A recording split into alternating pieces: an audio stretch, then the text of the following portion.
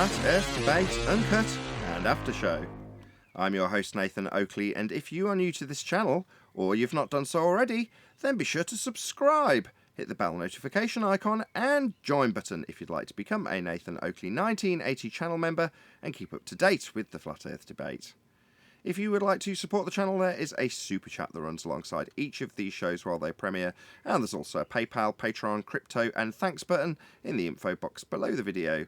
Speaking of Patrons, I'm going to do a quick shout out to all of you who do support me on Patreon. So, a massive shout out of thanks and appreciation to Phoenix Rising 86, Retro Bill, More Books, Cannabear, Fibre Oats, Michael Kahn, Rob H, John Kays, Patrick Gunnels, Banter, Will Brax, Troy Shuker, Hairy Blade, Mobile Max 777, Neo the One, Rob W, Open Minded, Reese Pound, Del West Watson, Maria Neelands, Unbelievable Productions, Blue Ridge Ranger, The Real Gabster, Liam Nedrick Jr., Abraham Mohammed, Adrian Quintana, Skeptic 936, Life is Short, Texas Mike, and David Wayne Foster. So another massive thank you to all of you for supporting me on Patreon. Now I will hand over to whoever is in Discord and Google so you can enjoy their dulcet tones while I set up for today's live show. When I was a kid, I liked Alabama. I just liked them. Cool, man. And Yeah, remember, I'm from Brooklyn. My dad went to Alabama. Listen, I'm from Brooklyn, and it's predominantly Italian, Roman Catholics. And back in the 70s, it was Alabama against Notre Dame. I had people telling me, what the heck are you rooting for Alabama for? It's like, because I like them better. Nice. Yeah. I lived in Bama for a couple of years, too.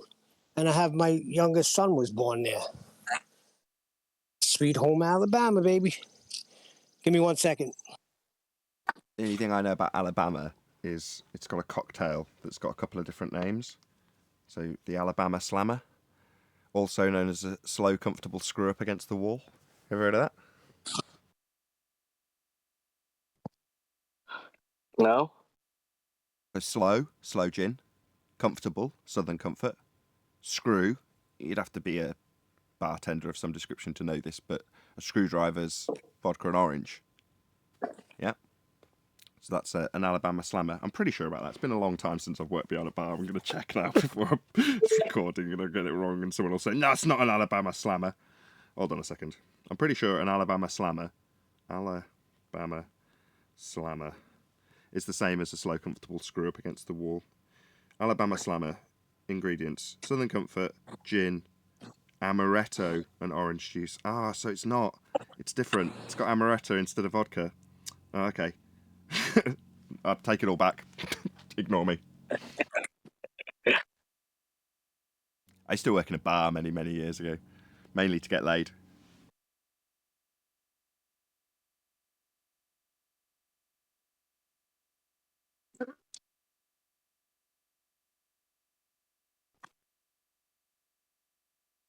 And you're all clearly fascinated by my bartending knowledge, clearly.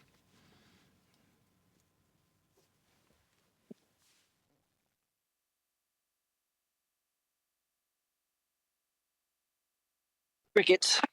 Yep, crickets.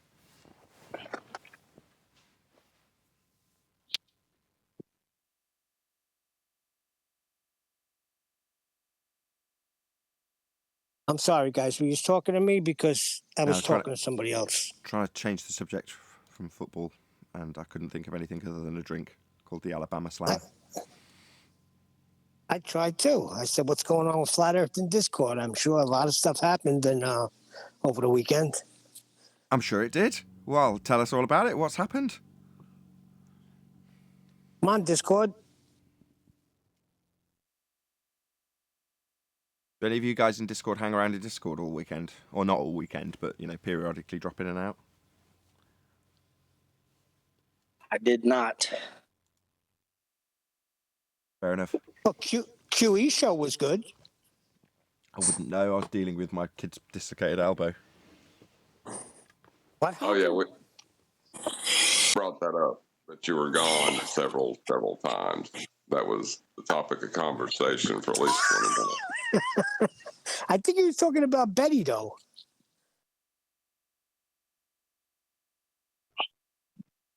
Possibly. I thought he was talking about Nathan, though. Well, he said his partner, right? I heard him say something, but I thought he was referring to Betty because she wasn't there to. Nah, that'd have meant me. That means me. Okay. How Yeah, did your sorry. what happened, Nathan? I said my kid dislocated her elbow, so my wife came in watching this, or I don't know, I didn't see, but from what she told me, the two kids were fighting. She separated them, and then one was like, "My elbow hurts." So I sat them down because I was like, she always says that if you've told her not to do something. This is the younger of the two, who's a lot more bullshit and got a lot more fight in her. I was like, yeah, as soon as you separated them, that she'd have wanted to moan about it. So she'll say you've hurt me, or she'll say that something's hurting. Yeah, and in this case, she's like, my elbow's hurting. So I tried to tempt her with sweets to get stuff, and she could just about reach up and grab a sweet. So I was like, she's fine. But then about an hour later, she's still rubbing her elbow and going, I don't want to move anywhere, don't want to do anything. Because I'm like, okay, maybe she's going to have to go to A&E. And yeah, sure enough, the doctor tried to put it in twice. And the first time she was asleep, which is good because she probably wouldn't let him do it a second time because she screamed her head off. But yeah, apparently it's quite common. People do it when they're dressing them and they presumably just yank their elbow the wrong way or something like that. But presumably they've been rolling around on top of each other and one of them's just got on top of the other in the wrong way and it's just popped it out. I had no idea it was common. I heard of dislocated shoulders. That's Never what I heard said. of a dislocated elbow. Yeah, it's apparently quite common with young kids, which I kind of knew that you could dislocate their shoulders and elbows because I've always picked them up by their chest. You know what I mean? So you're not under their armpits.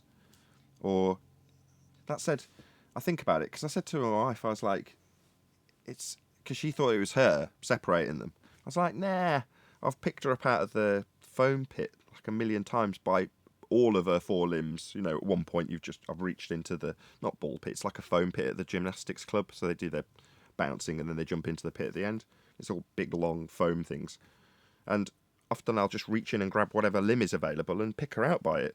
Even if she's upside down by a leg for a couple of seconds, you just get her out and sometimes it's by her arm.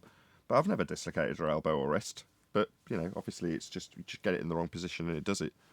So, but my wife was very, very upset. I was like, okay, she's got something wrong. Because you don't know if it's broken or what when they're moaning that it hurts. You just think, okay, it could be snap bone. You just don't know. Fortunately not. Anyway, that's the boring reason I wasn't in Bullbusters on Saturday.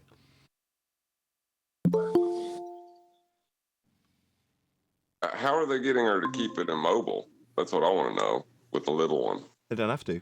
As soon as it's popped back in, it's like a dislocated shoulder. Once you've once you've popped it back in, you've got full mobility immediately. John, when my son broke his leg, they had to put him in a cast. Even though he only needed it on like the bottom part of his leg, the calf area, they put him in a cast with a bent knee up to his almost groin to avoid him from any type of movement. Because they said kids get out. They will get out of the cast unless you put it the way they're putting it. He was 2 years old, so. But with dislocation, Nathan's right. You just pop it back in and you're home free.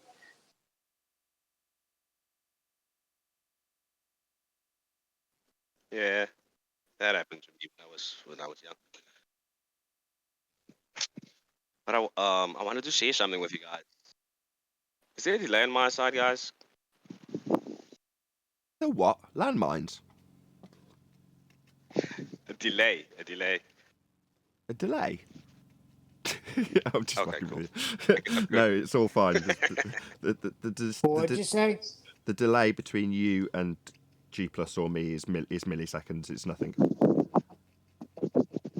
Okay, cool. Unless you've I got just crappy wanted to say internet. something quickly. Well, you might have crappy internet, in which case you might have a delay because of crappy internet. Yeah, I'm in South Africa. We do have crappy internet, yeah. But I wanted to say something with you guys this morning, right? The morning on the radio. I went to go drop off my wife and kids at work. So this morning on radio, the DJ was asking people to share some crazy conspiracy theories they've heard about. And I was pleasantly surprised how many surprised how many flat earthers is here in Cape Town. The guy mentioned flat earth probably like 20 times for people on the radio, and telling the DJ to read up on about it. But the funny thing was that one of the other DJs, the co-hosts, she was saying, "Yeah, we don't need to look into that. Scientists already did that. Why do we need to do that?" I was like, "Yep, that is what most people do." I thought to say that. What would be quite a good laugh is to phone up and throw in a few. Obviously, this is with 2020 hindsight. Obviously, the time has passed, but with 2020 hindsight, you phone up and start throwing in some really obscure, hopefully high value numbers from the heliocentric model. Oh, there's a conspiracy that we're moving at 66,000 miles per hour at all times. Isn't that crazy? See what they say. Oh yeah, That's what's a good that? idea. And then, pull out something that people might not necessarily be familiar with when you talk about heliocentrism or the globe Earth model. So you call it the Copernican reification. So in the Copernican reification, you're moving at 66,000 miles an hour at all times. Isn't that crazy? They go, yeah, that's nuts. What kind of a nutter thinks that? You do, you crazy bastard. That's not the conspiracy theory. It's 1.8 million to 2.2 million miles per hour at a time. I knew there'd be bigger numbers. That's why I started low. But yeah, you're throwing a crazy value. But just, like I say, don't say in the globe model or on a sphere Earth or even in heliocentrism, because that might just trip someone's brain. But if you said Copernican reification fast enough, you might just slip it by, and then you just get the big number in. You get them to go, that's crazy stupidness, wow. What if you called it the I'll definitely do Copernican that. conspiracy? Yeah, that's what I'm saying. Anything like that just isn't so familiar with everyday average normie that he's going to spot that you're talking about the globe Earth and one of the crazy aspects of it. There's certain things that you couldn't get away with it, even though it's the more crazy end of the scale, like molten iron core. If you phoned into a radio and said there's a conspiracy, and it is a conspiracy, the globe Earth's a conspiracy, make no mistake. Heliocentrism is a conspiracy. By definition, that's what it is. Anyway, you say there's a conspiracy that we have a core at the centre of our planet that's oversized and keeps the Earth warm. Now, you say that on that type of radio and try and spin it in a way to make it sound crazy, and because you've been taught it since very early in your school life, you'll go, yeah, of course. Doesn't matter how crazy the notion is when you actually stand back and think about it, because you've already got it as a preconceived notion from your education. But other aspects of heliocentrism, which are probably less crazy than a oversized molten iron core having had Theia deposited in it and a moon created from the debris, there's less crazy stories like the speeds. They're just crazy numbers that you could put out there on that sort of show. But not to detract from your point, you said you were surprised how many people phoned up and said there's a conspiracy that the Earth is flat.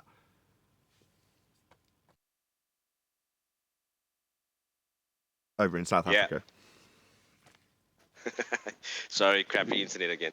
Yeah, exactly. I was like, what? There's so many other people here? I don't even know. So that was a pleasant surprise for me. I've been telling this for the longest time. It has reached and is continuing to reach more people than we think. But flat Earth isn't a conspiracy. John, I agree. John, I agree 100%. It's not a conspiracy. You're right. Yeah, the nature of your reality isn't a conspiracy. It's just the nature of your reality. Now, the nature of reality is a flat plane that we dwell atop. So, to hide that is a conspiracy. To convince you otherwise is a conspiracy. Because just taking in the obvious observable nature of reality, how can that be a conspiracy? You open your eyes and look at something, that's not two people colluding with each other to convince you of something that isn't true. I got a question about that. Like, say you got two kids on the playground, right? And they made up a story in their mind, right? And they believe it. And another kid hears it and they convince him it's true. Is that a conspiracy if all three of them believe it?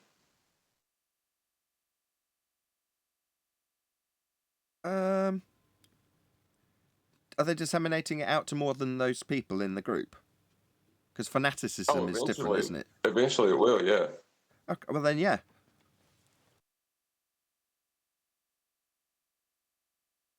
So it can be a conspiracy without the intent to deceive. I think so, yeah. What are you getting at, John? It's not like lying, I think is the point. You know, when you look up the definition of lying, that intent is there. But in terms of conspiracy, people could have the best intentions ever. If you look at pyramid schemes, everyone but the top person probably has got the best intentions, haven't they? Yep. Well, even with multi-level marketing, sometimes the person at the top has the best of intentions. Exactly. No, I don't think so. I got scammed with that with carrot bars. They scammed me good. Got me for $2,500. Carrot bars. Yeah, it's this thing. The guy has told to me he's doing really good. He's at the top, yeah. But it's multi-level marketing. If you don't get people to buy in, you don't make nothing. Well, see, in real multi-level marketing, you can be a salesman and make money. But Okay, here's the thing, John. Let me explain. Hold on. Let me explain to you. When he first spoke to me, he was telling me about this gold that they have inside credit cards. It comes from Germany. It's pure 99.99999, and that's all true. So when I said, listen, I'll buy it because worst case scenario, I can't get going. I'll just sell it. I mean, I won't get $2,500 in gold, I'm sure, but I can at least make $1,500 back, right? And the guy told me, yeah. And when the package came, it was like freaking 3 little chips in a card of gold, which if you melt it down, pure as it is, what is it? A few $100? So he deceived me. Far less. When I was selling gold Far as a less. pawnbroker, it was about £10 per gram for 9 carat gold. But for pure gold, for 24 carat, you're talking about 25 quid a gram. So if you're talking about a few flakes, you know, you probably sounds like you got less than $100 in gold. No, it's more than that. I brought it somewhere. It's a few $100, and because That's what I just said. Yeah, but what I'm saying is he deceived me. He should have told me right from the beginning. No, you're not going to get that much gold, Neil. You have to get out there and sell it, and it works like that. The gold is not what you're getting in gold is not going to equal the amount you're putting in, but you're buying into a business. And I would have stood back. Now, I can't go sell that same way. I can't. Yeah, that's what he wanted you to do, though. Artificially create a value around an item with a certain value, escalated beyond its real value, and then sell that to the next man like he sold it to you. So he sold his on and made profit, and you bought from him, and then you've got to carry on doing that. Right? That's how it works. Yeah, well, now, that's the difference between a pyramid scheme and multi-level marketing, though. Multi-level marketing actually has a product that people want to buy. Yeah, you're right. And I'll be the first to say I haven't really tried it, so that part is on me. But what am I going to do? I'm going to tell people gold. Give me $2,500. I'll give you $300 in gold. And what is that? And the rest is commission. And the rest, you tell them that they need to carry on doing that to the next man down the line. Yeah, and they won't buy into it. I would have never bought into it if he would have told me, no, you can't sell that for $1,400. I would have never bought into it. Good morning. But you could have. If you'd have given the exact same spiel he gave you to the next man, you could have done. I can't do that. No, I know. Sound check. Hello. Hey, 10. Okay, good morning. Nathan, I got 3 slides up concerning the caller from South Africa. Questions from CDS exam, 2012 to 2016. Okay. Yeah, this is an incredible find here. It's very intense. It's like over 1,000 pages. And it's all kinds of subjects, math, all kinds of stuff. And then they take you through tests and quizzes. But it's an interesting thing. If you go to the second slide, I found this part of it, passage 2. Okay, now go to the third slide. And I've got passage 2 highlighted. Okay. Oh, it's not highlighted on mine, unless I'm missing something. Here we go. Am I missing something? Okay. It's not highlighted. No, when I say highlighted, I mean just that in its frame versus the whole page. It's the same as the previous page, except it's just passage 2 without all the other stuff from the Unless full page. children are That's taught differently, they think that A, the earth is round and moving, B, the sun and moon are motionless, C, the sun and moon are moving, D, the sun and moon are moving round the earth. Well, before you go there, I think it's important to read the actual statement above. So start there first and then go through 6 through 9. Can you start reading it while I resize it? Sure. What were the early ideas of men about the sky and the earth? They naturally believed that the earth was motionless, and they also supposed that it was flat. These two ideas do not surprise us. Children nowadays think the same until they are taught differently. How were men to know that the earth was a ball circling around the sun? They had no telescope for accurate observation. They had nor traveled around the world. In fact, many parts of the world in those days were unexplored and unknown.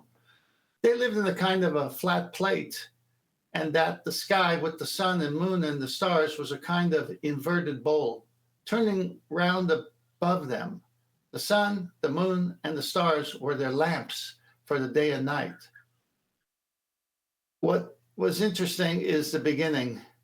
They naturally believed that the earth was motionless and also supposed that it was flat. These two ideas do not surprise us. Children nowadays think the same until they are taught differently. Right, it goes back to how can you call it a conspiracy? If your natural instinct tells you that something is the way it is, now don't get me wrong, your instincts and intuitions can deceive you. But that doesn't mean to say that they are deceived, or that you need to be told that it's flat in order to believe that is the case. You naturally find your way to that conclusion. Again, how can you call that a conspiracy? You need to teach them something different in order for them to not think that. Exactly. Now go through 6, 7, and 8, and 9 yourself. Made it too small for me to read now. All right, I'll go. Unless children are taught differently, they think the earth is round and moving. B, the sun and the moon are motionless. C, the sun and the moon are moving. D, the sun and the moon are moving round the earth. 7, the early ideas of men were wrong because A, man did not use a telescope. B, man did not like to travel. C, man never had scientific knowledge. D, man was foolish and lazy. Don't you love the way they sneak in the C, man never had scientific knowledge in there? 8, what was true for the early man? The earth was round and moving. The telescope was accurate. Traveling and exploring were the methods to gain knowledge. D, the sun was motionless. 9, what was the main cause of early man's wrong ideas? A, lack of scientific knowledge. B, seeing and believing. C, lack of desire to know. D, lack of desire to observe and explore. I find this very childish. It's just wow, isn't it? Look at the indoctrination. That seeing and believing one, it kind of reminds me of Slick James's observe and declare, doesn't it? Well, yes, but they're saying that if you see something that you shouldn't believe it. And to a certain degree, like I disclaimed earlier, I do agree with that. There's, what's his name? Something Hall. His name will come to me, but he says, don't believe anything that you hear and only believe half of what you see. Richard D. Hall covers loads of conspiracy stuff. Well, isn't it the belief part is the problem, right? Well, that's not the only part. They've hinted at their way of telling you what you believe and see is wrong is actually because you don't understand science, and it's outside the purview of science. So it's an outrage, really. Well, don't forget that they've set you up with the question to begin with.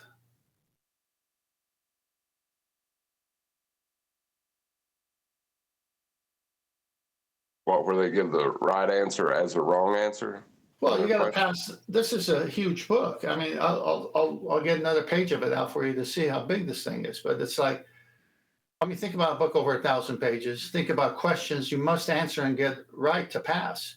And in the question, they're telling you how to answer it. And in this case, they've already set the stage. They naturally believed the Earth was motionless, and they supposed that it was flat. Well, what other things would you think if you live on Earth? Then they say, these two ideas do not surprise us.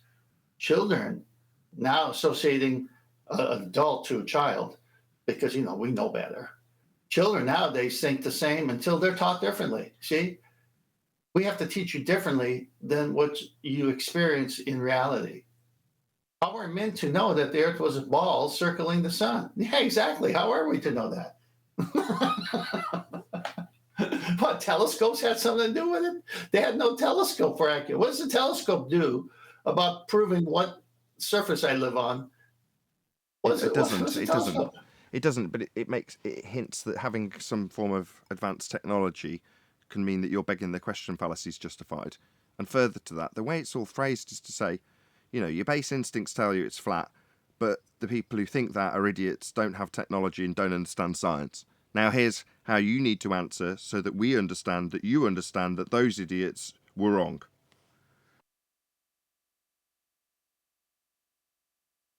Yes, exactly. And you must answer the questions properly or you'll fail the test. Yeah, it's not the first time I've seen this, to be honest. I think Anthony Riley took it out a while back. Cringy, isn't it? Yeah, very. Very cringy. Well, there we go. Not everyone has enough time to homeschool their kids.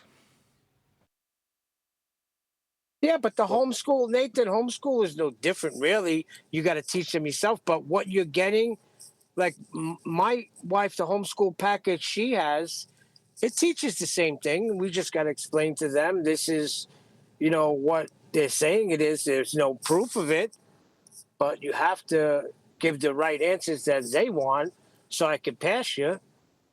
But, think for yourself. Oh, it all sounds so familiar, Neil.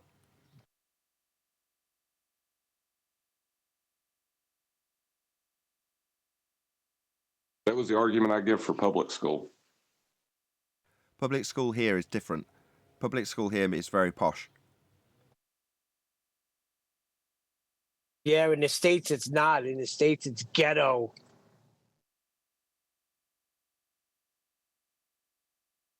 That depends on your location, I would believe. Yeah, yes, it does. Like, I'll give you, for instance, the public schools upstate over here, impeccable. In what regard? Nathan, Go on. I'm sorry. It's okay. No, I got another slide up from the same book. Triangles. Go ahead. This is a funny part. They go into all this. I mean, this book is full of math. Scary book for me. But anyway, I found this page on triangles in their 23 chapter. And triangle, a plain closed figure bonded by 3 line segments, is called a triangle. It is denoted by, and it shows a sign. A, B, C has 3 vertices, and then you can read it, the rest of it. But hey, you see any curved lines in any of these triangle functions? No. This is so good. There's so many of these things in this book. This is just one of them. But they show circles, and how the only way you get a tangent to a circle is this. And I mean, just making our case for the elevation angle. And then they take you to that one chapter and say, when you're a kid and you see the world in reality, you're not seeing it that way. Wait until we explain to you what you live on. Nuts. Absolutely nuts.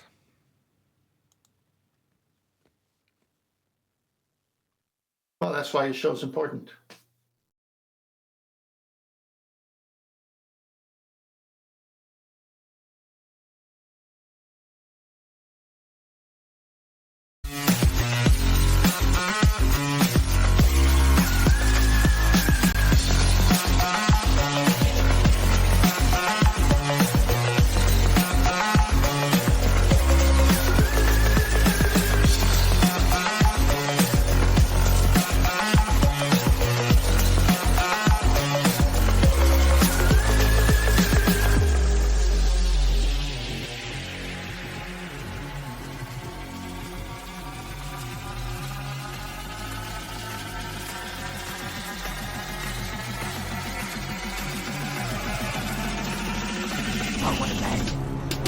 Welcome to Flat Earth Debate Live. I'm your host, Nathan Oakley, and if you are new to this channel, or you've not done so already, then be sure to subscribe. Hit the bell notification icon and join button if you'd like to become a Nathan Oakley 1980 channel member and keep up to date with the Flat Earth Debate. If you would like to support the channel, there is a super chat that runs alongside each of these shows while they are live, and there's also a PayPal, Patreon, and crypto link in the info box below the video. Most importantly, if you'd like to join the discussion, simply mute the page you are currently watching, then click the link in the info box below this video to join the panel and express your views on the nature of Earth. If you do join, please don't swear. If you do, you'll be ejected, and if you are, please don't try to rejoin the stream using sock accounts. You'll be warmly welcomed back on the next stream. Please also share the show on social media. Sharing the show obviously increases the live audience, but this in turn increases the chances of a more diverse panel, so please share the show on Facebook and Twitter. Now, we are joined by Neil, Refracted Curvature, 10th Man, and a whole bunch of people in Discord, so welcome one and all. Hello, hello, hello. Let's get it going. Flat Earth Debate. Hey, good morning. Hope you all enjoyed the hedge trimmer outside my window right as my intro started. I'm going to go and shut my window so you can't hear that anymore. Any evidence of a physical geometric spheroid horizon formerly known as the curve of the Earth? Negative. Nobody claims that crazy stuff anymore. Black. Use a leaf blower. Anyway. What about axial rotation of the Earth-based variety? Does it have an axis to rotate on? You'll need R for that. Any Need a evidence? flat plane to get R. You will. Any evidence that you can acquire an elevation angle from a curved baseline?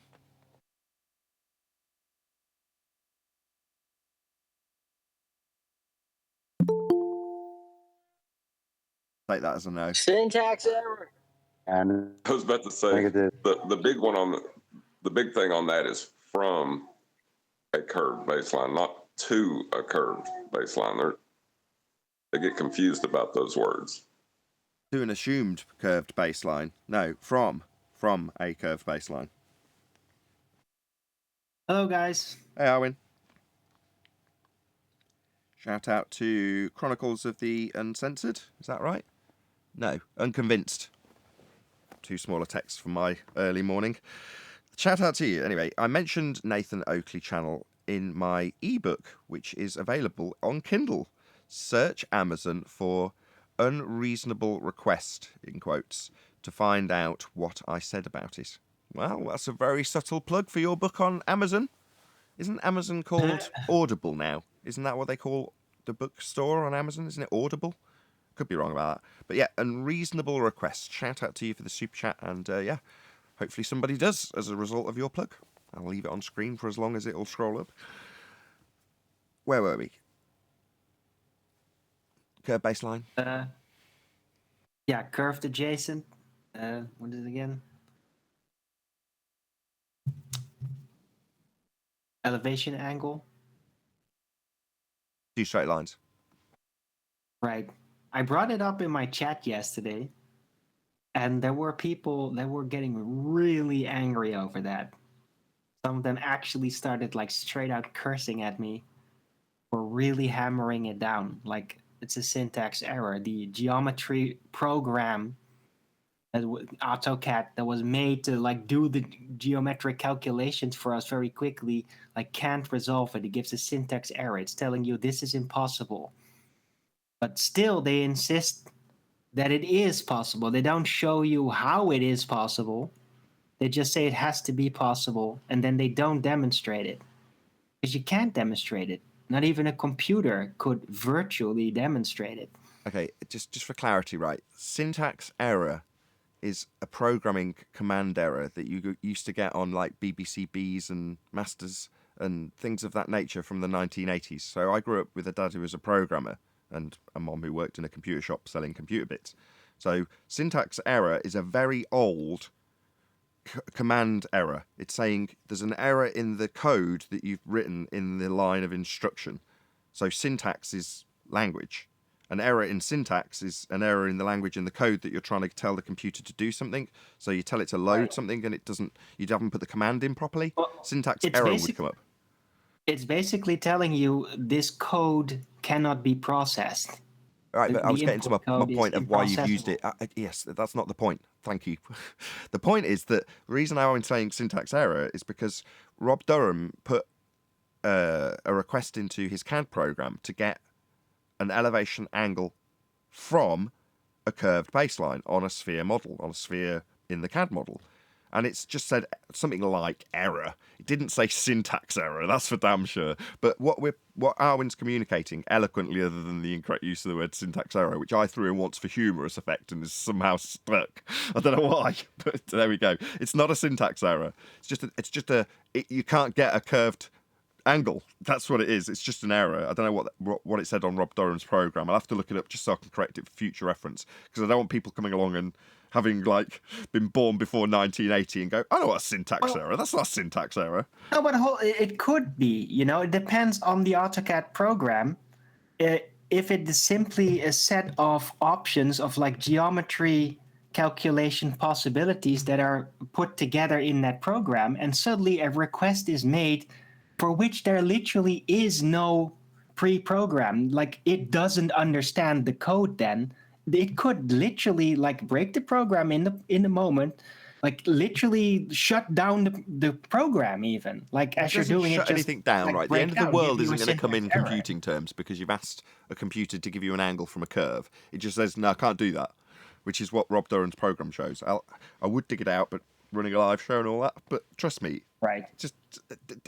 I'm majoring on the minors just because I don't want it to stick from here on forward. This syntax error thing, it's not a syntax error anyway. But the rest of what you said, aside from 50% of it now being this discussion, was excellent. Right, and it gets some people out there that are trolling for the ball. That gets them really pissed off, actually vicious. More than any other argument. If you want to get them even more angry, you can point out that they can't even get a straight line to a curved surface in a heliocentric model. Why not? Why can't you just draw out a line from a vantage point in orthographic view to a tangent point on a sphere that you've presupposed? I don't get why you couldn't do that. Black Swan. Oh, of course. I love it. Yeah, but it's refracted. Yes, indeed. Go ahead, John. You take the glory while Arwin rumpusses us both. Yeah, it bent light, but you still have a straight line of sight. Yeah. Check out, what did I call it? Straight versus bent, which is a Kumu virus having to double speak his way around the necessity for a straight line and his unfortunate situation that leaves him with a bent one in refraction as a result of the Black Swan. But I was hoping John would break that down rather than me, but thank you, Arwin.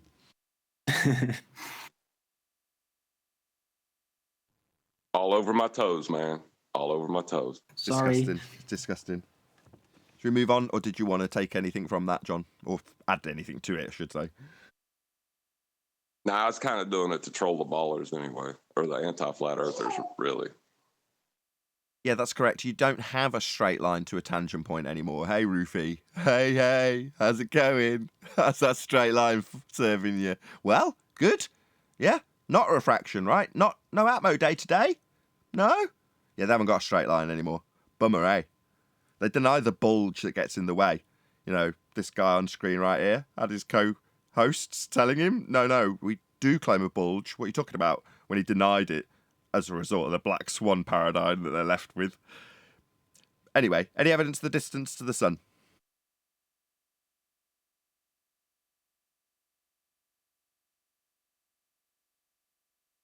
Anyone who claims the distance is contradicting the celestial sphere model.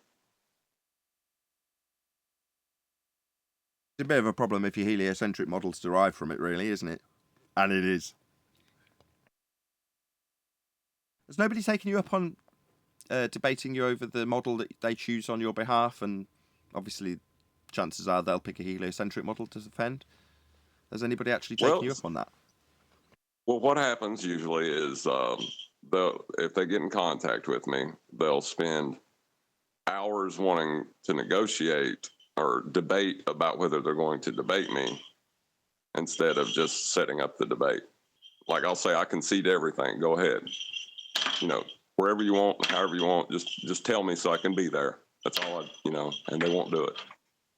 Yeah, because you've realised how strong the position is to the point where you can literally declare that, yeah, I'll basically concede anything you like with the total assured confidence that I'll still win. When can I meet you? Now, you don't have to say that, but your demeanour makes that clear when you just are quick to concede anything. Maybe, I mean, I'm not suggesting you do anything, but perhaps it might be an idea to put up a bit of a fight just to seem like you need something.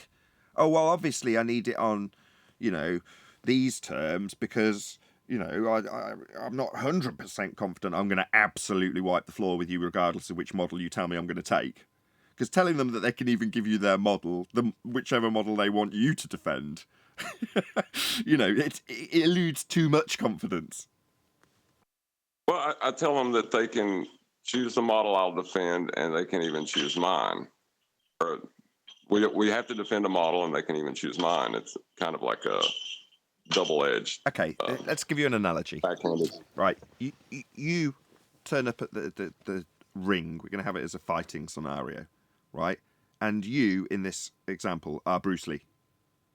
And the opponent walks in, and very calmly, you walk over to this array of weaponry. And you go, pick whatever weapon you like. And, check it out, I'll have whatever weapon you pick for me. I don't mind. You can pick whatever you like. I don't mind.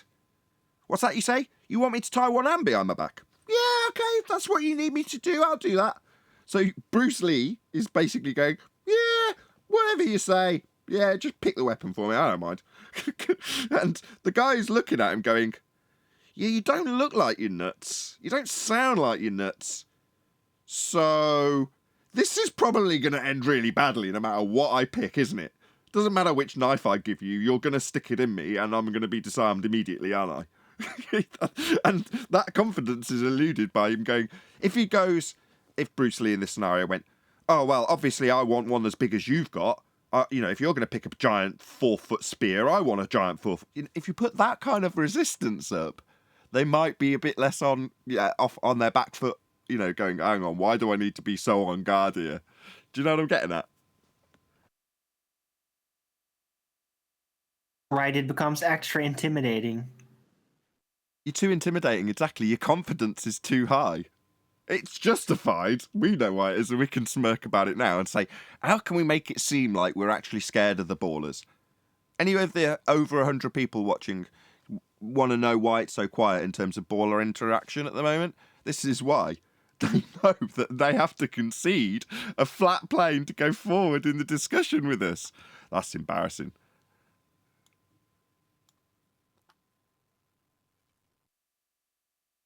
Yep. Yeah, and any model they bring up will be a flat plane model. There's no confusion on that anymore. They want to hold up two flat plane models in false dichotomy, claim one has a globe when it's a flat plane model, and then say that their flat plane model wins, therefore it's a globe, and that's not happening anymore. Yeah, because both are derived from an origination of a flat plane model called the celestial sphere model. A flat plane with a dome of the heavens, i.e. your perspective view of the heavens, the sky, presented in that model. Well, you can derive that, which is taken from a flat plane and elevation angle measurements to Polaris and all the other stars, and wrap it around a sphere. But you're going to need the angles off a flat plane first to do so.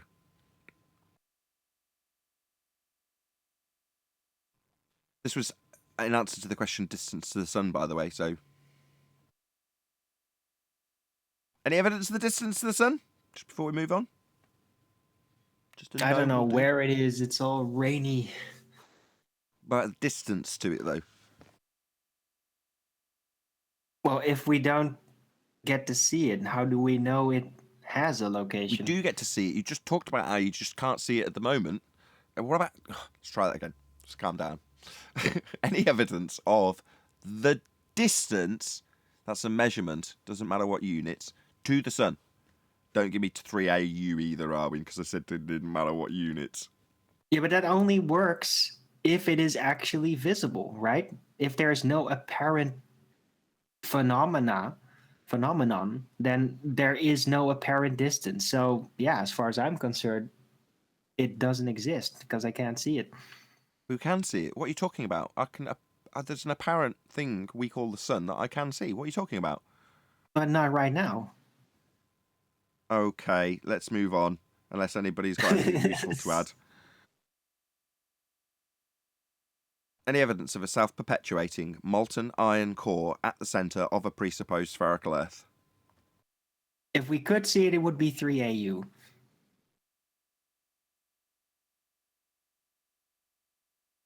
Oh, the molten iron core, right? Nope, just rumors, stories based on imagination of what should be down there, and nothing else really.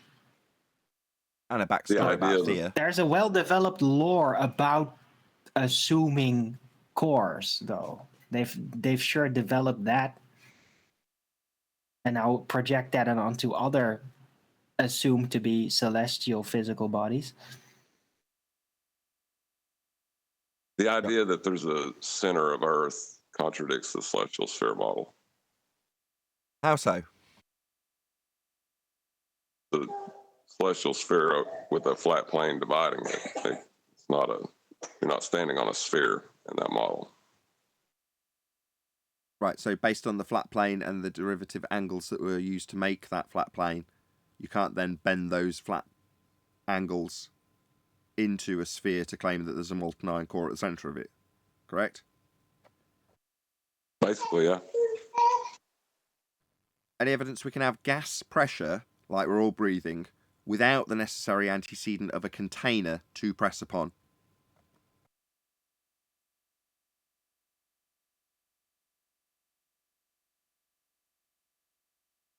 Pretty fundamental question. The only way to prove that is to assume that it exists and then claim that the before thought of natural law doesn't actually apply as before thought of. Yeah, that's correct. The natural law, aka second law of thermodynamics, doesn't apply to a sphere Earth because it has a vacuum with high pressure gas next to it. So ergo, second law of thermodynamics doesn't apply to a sphere Earth. On screen now, all of these clouds, that's high pressure gas. All of the blue bit, that's claimed to be a layer of air. Well, that's high pressure gas. What's the black bit? Well, this is a vacuum. 10 to the minus 17 torr, more powerful than any vacuum ever created on Earth by man. With thick walls? No thick walls. Nothing dividing them. AKA a second law of thermodynamics violation. This gas would fill this space. We'd all be dead. The globe model would never have developed gas pressure in the first place. Yeah, that's the only time in that argument that you can respond with that contradicts the celestial sphere model is when they make a positive claim about a sky vacuum. But how could we have gas giants then? But they do so easily with one word that's used in common language. Half the time, even the anti-flat earthers who try and come here to avoid doing that will accidentally say atmosphere, and then they're screwed. Sphere-shaped air? What, wrapped around a sphere, not explaining me into a vacuum, following atmospheric law rather than just gas law and natural law? I see, special law for gas that doesn't fill spaces. Yeah. No, air isn't sphere-shaped. Atmo means air, sphere means sphere, air isn't sphere-shaped. Unbonded gases take the shape of their container, whatever that may be. And what do you know? Earth doesn't have any containment around it if you believe it's a sphere. Just a second law of thermodynamics sky vacuum with the high-pressure gas not filling it. Yeah, what a joke. But Nathan, when I look through my telescope, I can see Jupiter, and that's a giant gas ball. By your assumption, it's just a light in the sky. I've got a telescope. But that's satellites science. moved very close to it, and they took a measurement. A measurement? A measurement of what? The light? No. The gases, like, off Jupiter as it flew No, they measured the by. light and assumed it, and then derived their claim of gas, again violating the second law of thermodynamics, instead of expanding to fill the volume, collapsing with gravitational accretion into a planet. Ugh, no. Second law of thermodynamics violation. Gases don't form balls. High pressure gases, what the hell? Nonsense. It would expand into the gas depleted area around it. That would be the vacuum in the spaces. No, when you exhale, there's orbs of gas. We're already in gas pressure when you exhale. You're in a high pressure gas state when you're inhaling and exhaling, so that's not really a decent example, Neil. Nathan, sphere, it's a godly shape. Everything is a sphere and we're on a sphere. What's the matter with you? It's divine. Get with the program. Yeah, you're not a high standard of baller, Neil. Sorry. Just got to lay it out like that. Thank God for that. Any scientific evidence of gravity? I wouldn't no. Which one? Either. I would be happy with an observed phenomenon at this point. Hello, I just dropped my car keys. There's your phenomenon. No. I think that Neil's earlier argument about the spheres of gas prove gravity, because how else could gas be spheres if not for gravity? I just dropped my key-shaped helium balloon and it didn't go down. Cool. What say you, Neil? I say correct.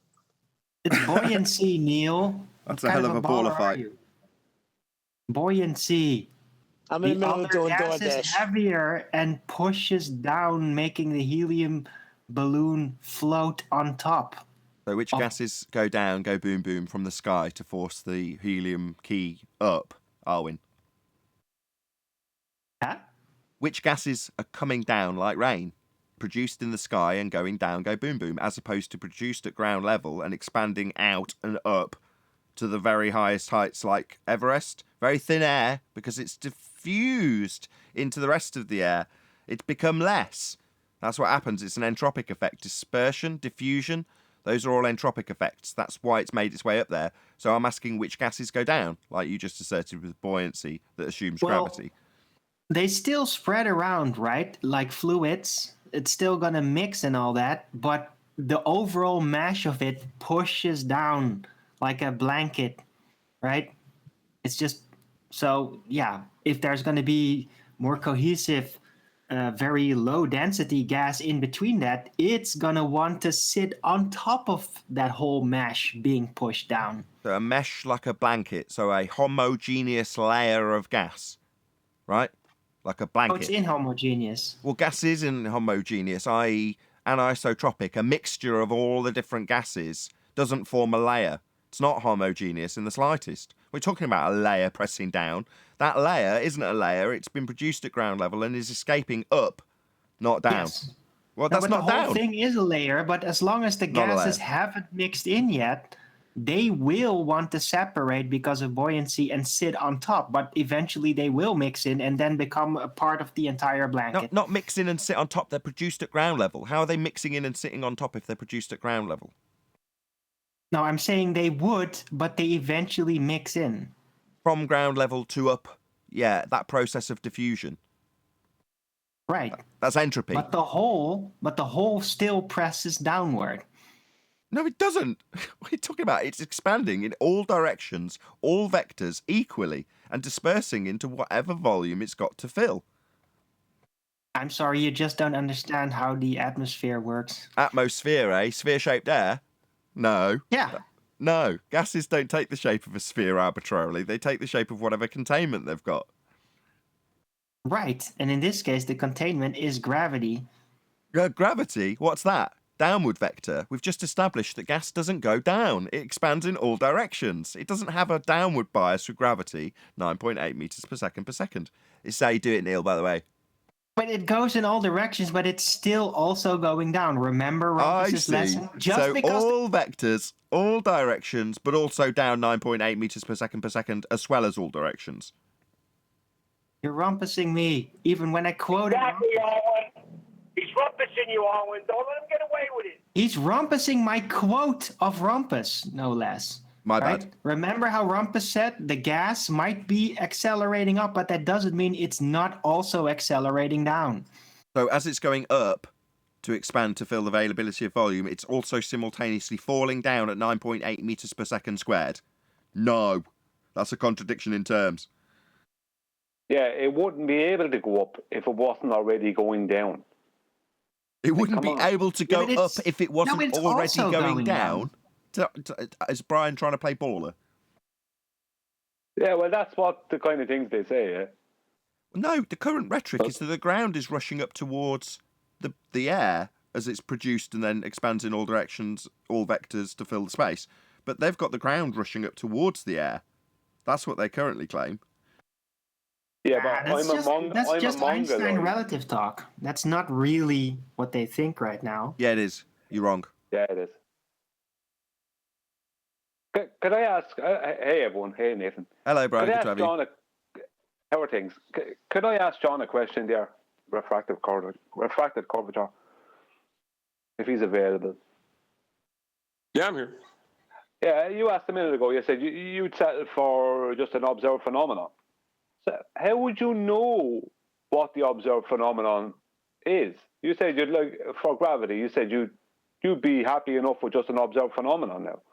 But how would you know the observed phenomenon is gravity? You don't know what gravity is. Yeah, we do. Nobody does. Yeah, I do. As an observed phenomenon. So I know what it is. It's just a word. Careful.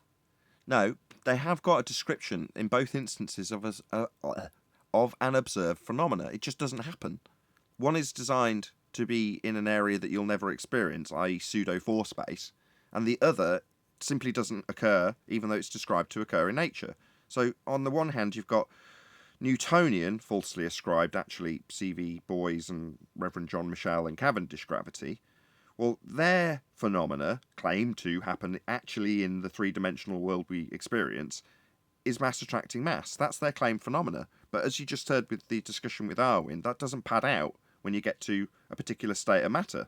You don't get to gas and have it going down 9.8 meters per second because it's attracted to the mass of Earth, which is significantly larger in the heliocentric model. Therefore, gas go down, go boom, boom. No. But who cares? That's out of date by 107 years. So since then, we've had Einsteinian bending of space-time. That's the claimed phenomena. Now, can you experience pseudo-Riemannian 4 space-time bending? No, you cannot. Doesn't change the fact that they've got a phenomena. That's an effect. And they've even got an ascribed cause for it. Do you know what the ascribed cause is for that phenomena they claim in pseudo-4 space that we don't experience? What's the cause? Yeah, but that's not a phenomenon. Uneven distribution of mass. That's not a phenomenon. I had Neil. Everyone out, shut up. Go ahead, Neil. It's an uneven distribution of mass. Right, so there's your cause and effect relationship in the most recent and current incarnation of gravity. That's their phenomena and the claimed cause of it. In a dimension you don't experience. Now, I know what Brian's next point's going to be. Well, we don't experience it, so I'm asking for an actual phenomena we'd experience in nature. That's what a phenomena is, right? But I'm just saying there is a Weasley answer to your question beyond there is no phenomena. There's a described pseudo-phenomena in a pseudo-geometry currently. A phenomenon in a concept is not a phenomenon. That's ridiculous. Yeah, exactly. It's not. But the point I'm making is for something to become something and called something, which, like when it comes to the real world and physics and science, natural science, you start off with a natural phenomena. You determine, like that's your dependent variable. You then have what you think is causing this. That's your independent variable. Then you do the hypothesis test, and that determines whether your presumed cause is correct or not, because you have your alternative and null hypotheses. But the problem is, how would you know if, like, we don't have an observed phenomenon. So if you observe the phenomenon, regardless of what they say, nobody observed the phenomenon to be tested and proven to be proven, and then called, after this thing was proven, then called gravity. None of that ever happened. So John asking for an observed phenomenon, nobody would ever know if the phenomenon would, if your cause was tested to what you think was causing the phenomenon, like the point is, that never happened for gravity to turn up in the first place. Right. None of that ever happened. If you can't observe the phenomenon, it's not a phenomenon. How would you know what the phenomenon is? You would have to test it and then call it if you proved that That's it wrong. was what Stop. you thought. That's wrong. Makes... Sorry. Just let Arwen repeat his last statement because he was bang on, straight out of QE's presentations. But say it again, Arwen. Right. So if you can't observe it, it's not a phenomenon. Right. It's not a phenomenon. The whole point about a phenomenon is that you actually take note of it. Otherwise, there's literally nothing. Just an idea. Thank you. Yeah, Brian got it right when he said there's nothing happening. So what is a phenomena? It's something happening in nature. What causes that to happen? So what Brian's saying is, if nothing's happening, how are you supposed to observe it as a phenomena when a phenomena is something occurring? And Arwen's saying, in scientific vernacular, it's not a phenomena until it's an observed phenomena. In other words, you've got to see something happening and go, I wonder what caused that. Now, whatever that thing may be, it's got to be an occurrence. Well, with gravity, what's occurring? It's very Welsh. What's occurring? Anyway, what's occurring in nature? What do we actually see happening? Now, the descriptions they give us, if we exclude the fourth dimensional space-time bending nonsense, because that's something you're never going to experience, it's a mathematical description in a pseudo-geometry. But if we exclude that, what you're left with is the only other natural phenomena that they could describe, mass attracting mass. Well, gas behaviour defies that. End of phenomena description within the context of gravity. Now, we could speculate beyond that, which is not our purview, right? That's for the anti-flat earthers to come up with some nonsense beyond the rhetoric to give us as a claimed phenomena, you know, and to a degree dropping your keys is a bit like that, but it's still asserting that mass attracts mass. Yeah, but I think that you're kind of missing the point I'm making. Even if you did observe mass attracting mass or the curvature of space-time, right? Now, we don't and won't be observing this. But hypothetically, if you did observe that, people would instantly call it gravity. Hang on, we observed this phenomenon. Now we must test, right? We must say, wait, what's our cause? We can't say our cause is gravity. Gravity is a nothing. No, gravity is a name you give to something that has been proven. That's what they're finally supposed to tweaked do. what you're saying. What you're saying is, typically speaking, this happens in debate, and now I've contextualised how what you're describing would occur when you're discussing it with an anti-flat earther. They reposition, back to the pink writing, which I'll contextualise in a second, they reposition what they've claimed to be an effect as the cause. So they take a sidestep. So instead of it being, this thing has happened, I wonder what caused it, they switch that round the other way round. Well, gravity caused it. Hold on a second. Weren't you just saying that the thing we observed, let's say mass attracting mass, so let's say that Brian's saying that it's not going to be observed, but let's pretend that they slap together a little contraption called Cavendish and say that's mass attracting mass. Look, it's happening before your very eyes. Oh, okay. Really? What's the cause of that? What you now call gravity as an effect. Well, the cause is gravity. What do you mean the cause is gravity? Yeah, it's caused by gravity. That's why the mass attracts the mass, because of the gravity. So they switch the independent variable for the dependent variable, or in this case, the dependent variable claimed phenomena thing to be happening, with now a claimed cause of the thing happening. Why did that happen? Well, because of gravity. Oh, so gravity is causal now. It's not the effect we observe. It's the cause of the effect we didn't really observe. So when this happened back in 2019, might be a bit early, might be 2018, QE used to get out a set slide, right? And he'd stick it on screen for the audience to see while we were quizzing people on gravity. Because once they established that they were going to claim it was science, which they always did, we'd say, okay, what is your independent variable? After we establish that the effect they're claiming is gravity. As soon as they establish that, we're like, great, you're halfway there. Dependent variable, that's the phenomena we're studying, the thing in nature that happened. That's already established because gravity is the effect, now that you've claimed it as the effect. So you write it down, dv gravity, and then you move on to the next step, formulating a hypothesis. Well, what do you need if you've already got half of it? Well, you just need the independent variable. And invariably, because they weren't necessarily paying attention to the live stream, they'd forget that QE had written it down 30 seconds earlier. And then they'd say, well, the cause is gravity. You'd be like, no, that's your effect. No. What I'm describing is that gravity is a cause to pull things to the ground. And so it goes on. So that's what you're describing, the switcheroo from effect to cause, right, Brian?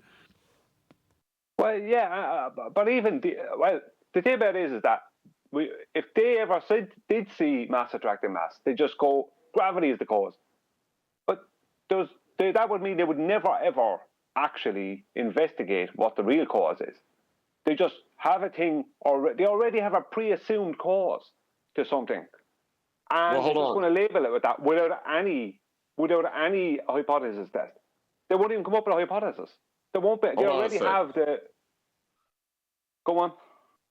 I was going to say, the minute you ask for scientific evidence, you're outside of hypothetical. So you need to observe a phenomenon. Yeah, but that's my point. The point I'm making is, you said earlier, you'd be happy with just an observed phenomenon. But the problem with that is how would you know it's gravity? What is gravity? You wouldn't know there's something, like gravity is a nothing. Like, you can't call an observed phenomenon caused by gravity. Gravity is not anything. It was never proven to exist. It was never anything. No, it was no scientific evidence, no anything. You have a phenomenon. Hang on. You have a phenomenon. That's it. No, they have two claimed phenomenons that are never observed. So they're not phenomenons. No, they're not. But the point I'm making is, you would never know if you've seen gravity as a phenomenon, because you don't know what gravity is. Nobody was ever able to show it. If you observe mass attracting mass, that doesn't mean it's gravity. You have to prove that. What? If you say observe mass attracting mass, that doesn't mean that it's gravity. You have to prove your cause, and then you can call your cause gravity if you've proven it's the thing you think it's causing. But you can't say the cause is gravity. Gravity is nothing. Gravity doesn't. It's a nothing. It hasn't been proven to exist. It's a nothing. So you see mass attracting mass, if you ever did see it, which you won't. But the point is, hypothetically, if you saw this, you can't instantly claim, oh, that's gravity then. No, you haven't proven the cause of the effect. When you prove the cause of the effect, you can call that cause whatever you want then. That's what you'll do with your observed phenomenon, is try to figure out the cause of the effect. I'm saying you don't even have the observed phenomenon to get to the scientific method to assert cause and effect. Yeah, right, but you wouldn't even original know if point. you did. Yeah, exactly. Back to the original point. So yeah, what you've got to actually see it happening first to then claim that you can vary something to cause it to happen. So it's got to be. We hit the nail on the head. It's not a phenomenon until it's an observed phenomenon, and there isn't one. But we're tailing into the next question beautifully anyway. So any single viable hypothesis from any of the fields of astronomy, cosmology, or astrophysics? Dark matter. No, dark matter specifically could never be a phenomenon. Just wanted to mention that. We're looking for a full viable hypothesis. I just want to move on from us, going around in circles about what they haven't got to see to claim is a phenomena. What have they got at all that they can call science ever in those fields? Well, they probably would like to say chocoloscopy, or what was it called again? Spectroscopy. Stellar spectroscopy. Yeah, stellar spectroscopy. Unfortunately, though, it is very non-viable. Well, there's nothing wrong with studying lights. There's nothing to discredit spectroscopy. But they've hijacked it and then used it to claim the lights in the sky have a certain build-up and a certain makeup, because something that's comparable in a controlled environment has the same spectrum. You're like, no. There's a whole load of crap, especially if you're under the assumption that your stellar spectroscopy is under the assumption of a heliocentric model. Like, how do you know what's between you and that light? It's far from controlled. Now, even if you did it in a non-assumption of heliocentrism, it's like, you don't even know what the light is at that point. So you're telling me that you know what it is, and your physical assumption bias applies, and therefore the light's under controls, and the spectrums that you get from them match, therefore it is this composition of gases and rocks? No. Well, let me go out of the really is level for just a second and just say, look, if they would send up a spaceship, go there and actually take a sample of what they compared with stellar spectroscopy or sized up the material to be there and then took a sample, then they might have a viable hypothesis that would indicate that it actually worked. Problem is, though, you can't really do that. That's not a phenomena. You haven't got an observed phenomena in that discussion. Finding something that matches isn't a phenomena. That's not something occurring. And besides, I you're get right. I get that you disclaim not It's a really what is is. level. I get that you disclaim not really is level, but by the same token, you've got to travel through a sky vacuum in that paradigm, and they're claiming to do that, hoping that no one will call them on the fact that the machinery they've sent through the atmosphere, in quotes, into the sky vacuum and onto Mars, well, that journey's an impossible journey. We don't have a sky vacuum. But so long as we all say, oh, well, next step is to go and prove that your stellar spectroscopy matches what you thought was Mars by bringing back some samples. Oh, check it out. Look, I've got a vial of Mars here. Have you really? Wow, how'd you get that here? Well, we launched off it was very complicated, and in 20 years we'll have lost the technology and won't be able to bring it back. Right, but they still got moon dust, so if they can have moon dust with all that security, I think that they could eventually end up with some Mars dust as well. I think you could make a lot of money off that if you were Buzz Aldrin and you've got an eBay account. They A don't vial of Mars dust? They don't have a viable hypothesis. They look at something and then they have to do seat of the pants, guesswork, as Michio Kaku says, because they can't run it through the scientific method. And that's what the astro-theorists do. Well, it's all assumption. It's all assumption based. If you can't take it through the scientific method and you want to push the heliocentric model, then you've got to do seat of the pants stuff and just make it up as long as it matches your model. But you didn't run it through any scientific procedure. Right, they're model-based, not empiricism-based. Doesn't even have to match the model. If the model's wrong, you can just change the model, right?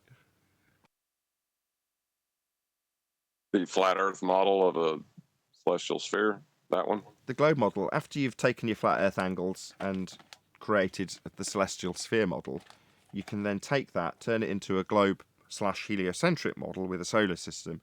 And then if anything doesn't quite fit and work within that, for example, the second law of thermodynamics, well, you just change the model. Then you apply atmospheric gas law rather than the second law of thermodynamics, and the model then works again, doesn't it? Yeah, but that's not a model. That's a delusion. If you're contradicting your original measurement to claim a model, that doesn't make sense. Yes, that's correct. But by the time you're at that stage, just to get to the heliocentric solar system-based globe Earth model, you've already taken flat Earth angle measurements and derived a celestial sphere model to then turn that into a bastardization of the original model by bending the very ground that you took an angle from into a sphere. So once you're at that stage, that's the bit where that's why you're so confident in your debate stature at the moment. Once you're at that stage, you've got to concede that you've already done that. Now, obviously, they've hidden that particular part of going from a flat Earth measurement to a globe Earth and start with everybody being indoctrinated into that first step. Earth is a sphere by first assumption. And if you think it's flat, like we covered in the pre-show, understand how stupid and demented that is, because you don't have science and you don't have knowledge. And you don't just go around believing what you see. Ugh, idiots. Understand how spherical it is. From step one, therefore, when you move forward, you're going to be moving forward with that premise, having already gone past the fact that you've measured a flat plane, derived the celestial sphere model, and then bent the lines that you measured straight to get it into a globe. So from there, once on a globe, you then get into the discussion we've just had. And from there, you could say that, well, yeah, you're going to violate your celestial sphere model if you do that, but you already have. That's what I meant was, how do you even get to that point? Indeed. By using a flat plane. Good morning, guys. Hey, Chocolate. If experiment disagree, or what is it again? If an experiment disagrees... If it disagrees with experiment, it's wrong. Right. If there is no experiment, it's safe to say it's also wrong. No, that's wrong. You can't just say because there is no experiment, it's wrong. Because the whole point of the experiment is to rule out the null. So the null is saying it's wrong. So if you say, well, if there is no experiment, the null stands? No. No, you haven't varied and manipulated that which you assume caused the effect to see if it doesn't cause the effect. If A, not B. If presumed cause varied, then not the effect I'm studying. That's validation. That's why science is empirical. Not because if you haven't had an experiment, well, then the null stands. Definitely not. But that's not what I meant. No. I know. It's just, it's not science then, right? If it disagrees with the I knew what you experiment, meant. it's wrong. It's If it has useful. no experiment, it's not science at all.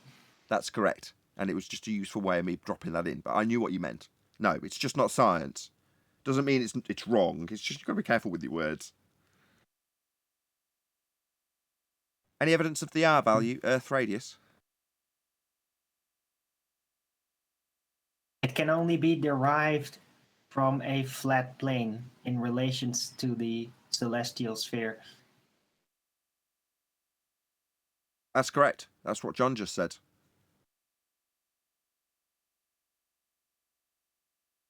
Well, that concludes the I've been housekeeping. honest about it as Baldwin too, you know? It's like, yeah, come on, we can't use the horizon. It's not geometric. So, right, there's only one way left to do it, and that's to derive it from a measured length on the Earth in relation to the celestial angles. Cool. That concludes the housekeeping. So a couple of my moderators and I think a member of the general public it was today, wasn't it? Yeah, it was the super chat today. Have got in touch about other platforms that don't necessarily cross-promote other flat Earth channels. And the suggestion, I don't know if the guy said he didn't want me to particularly name him, I can't remember, but I won't just in case, had said that it might be an idea to suggest to other flat Earth channels who do this solely, i.e. it's their main focus, like mine is, if they wanted to do advert swap. So the example I was given was Flat Earth Banjo, who I've got to be honest, I don't watch a great deal of. Occasionally I will catch a video from him, but not very often. So I'm familiar with him, but I'm not that familiar, if that makes sense. But that was the suggestion in terms of the comparison. It's like, well, why don't you do an advert swap? In other words, you produce an advert for Flat Earth Banjo, and Flat Earth Banjo produces an advert for you, and then you both publicise it about the same time, and you'll just swap audiences. Why not? Just cross-pollination seems like a sensible idea. I can't remember why I decided to bring this up now. There was a reason. I can't remember why. Might have been because of that super chat earlier. But that was what I was going to suggest, is if you are that Flat Earth YouTube channel, and you're like, yeah, I want to grow my channel, why wouldn't I? Let me know. And maybe it's the case that you make your own advert, I make my own advert, and then we just swap them. So we publish each other's advert on each other's channel, but then presumably you'll put more effort in. Or the lazier might be a sloppier advert for each other methodology, which is you make an advert for me, I make an advert for you. But in any event, whatever. It's just a suggestion that somebody made to me, which I pondered on and thought, yeah, that's not a bad idea. In the past, I've gone out of my way to make adverts for people who I've liked, but without mentioning any particular names, when I've gone back to them and said, hey, I could do with reaching this milestone, could you make me an advert? In a couple of instances, they've declined. Now, or been awkward about it, or said, yeah, I'll put it on my crap channel, things like that. But no, other people, like Mark Sargent especially, has gone out of his way to promote me when I've asked him to. I've said, can you make me an advert? And he's gone, yeah, of course, and just done it. So there's others, not just Mark Sargent, who've been similar and done similar stuff. But like I say, advert swapping, that would be marvellous. If somebody wants to drop me a line, I'm sure you can find a means of doing so pretty easily. And yeah, we'll work something out, and hopefully we can promote each other's channels if there's somebody out there that wants to do that. I promote your channel at the end of every weekday show. And when we have a large audience, you definitely plug your Arwin channel here. Yeah, that too. So go and find me on the Flat Earth Early Bird Show, ARWIJN. Talk about the Flat Earth and other things. But that same person that made that suggestion about a week or 10 days ago also pointed out that they were in somebody else's show, who again I don't want to name and shame, just don't want to get them in trouble, was saying that they'd subtly dropped in hints about coming over to the show in other people's chat. Now, while at the time I was grateful, I was like, that would kind of piss me off if someone did that, and I have banned people for it. Admittedly, not friendlies for shouting out other people's channels, but I know that moderator well enough to know that they're not stupid. In other words, they won't do it in a way that'll get them banned or piss the person off whose video it is or live stream it is, I should say. So either way, that's not what I want to necessarily promote. The idea that you should go out and start spamming people that they should come here on their own channel, that's just not good. That's just bad etiquette. Anyway, enough of that. I have something quick to present there, Nathan, if you don't mind. Sure. Unless you have something that's planned, it doesn't matter. I don't have to do it now. No, I'm talking about promoting other YouTubers and then promoting me, so it's kind of self-serving. Did you have it already screen shared, Brian? Yes, you do. I have a screen share, yeah. Okay. So, will I go ahead with it? Yeah, go ahead. Yeah. Okay. This is just a teaser. This might cause a bit of rage, right, in our opposing side. So you could expect I could be wrong, but I'd say there's a good 80% chance you're going to get a lot of comments underneath the video. He doesn't know what he's talking about, he's stupid, blah, blah, blah, blah, blah. I'm sure I'll get some of them too. This here, what I'm going to show now, this doesn't prove flat or globe, right?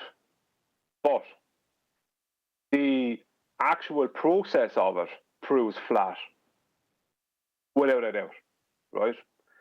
A lot of people think they know what GPS is. A lot of people think they know how it works. They don't, right?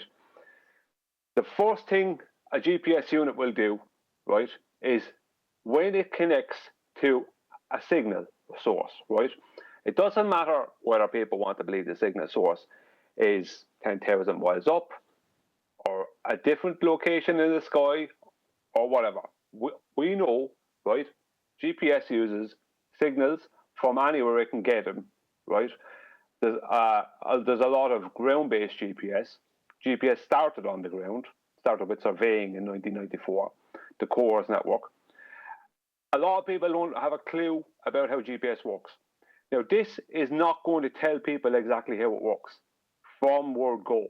Let's say from when you turn on the receiver. This is not it. This is after you turn on the receiver, a step or so afterwards, right? But this is going to show people how some basics of how GPS works. This is just a teaser for more to come in the future, okay? So, as you can see here, I have 4 X's, right?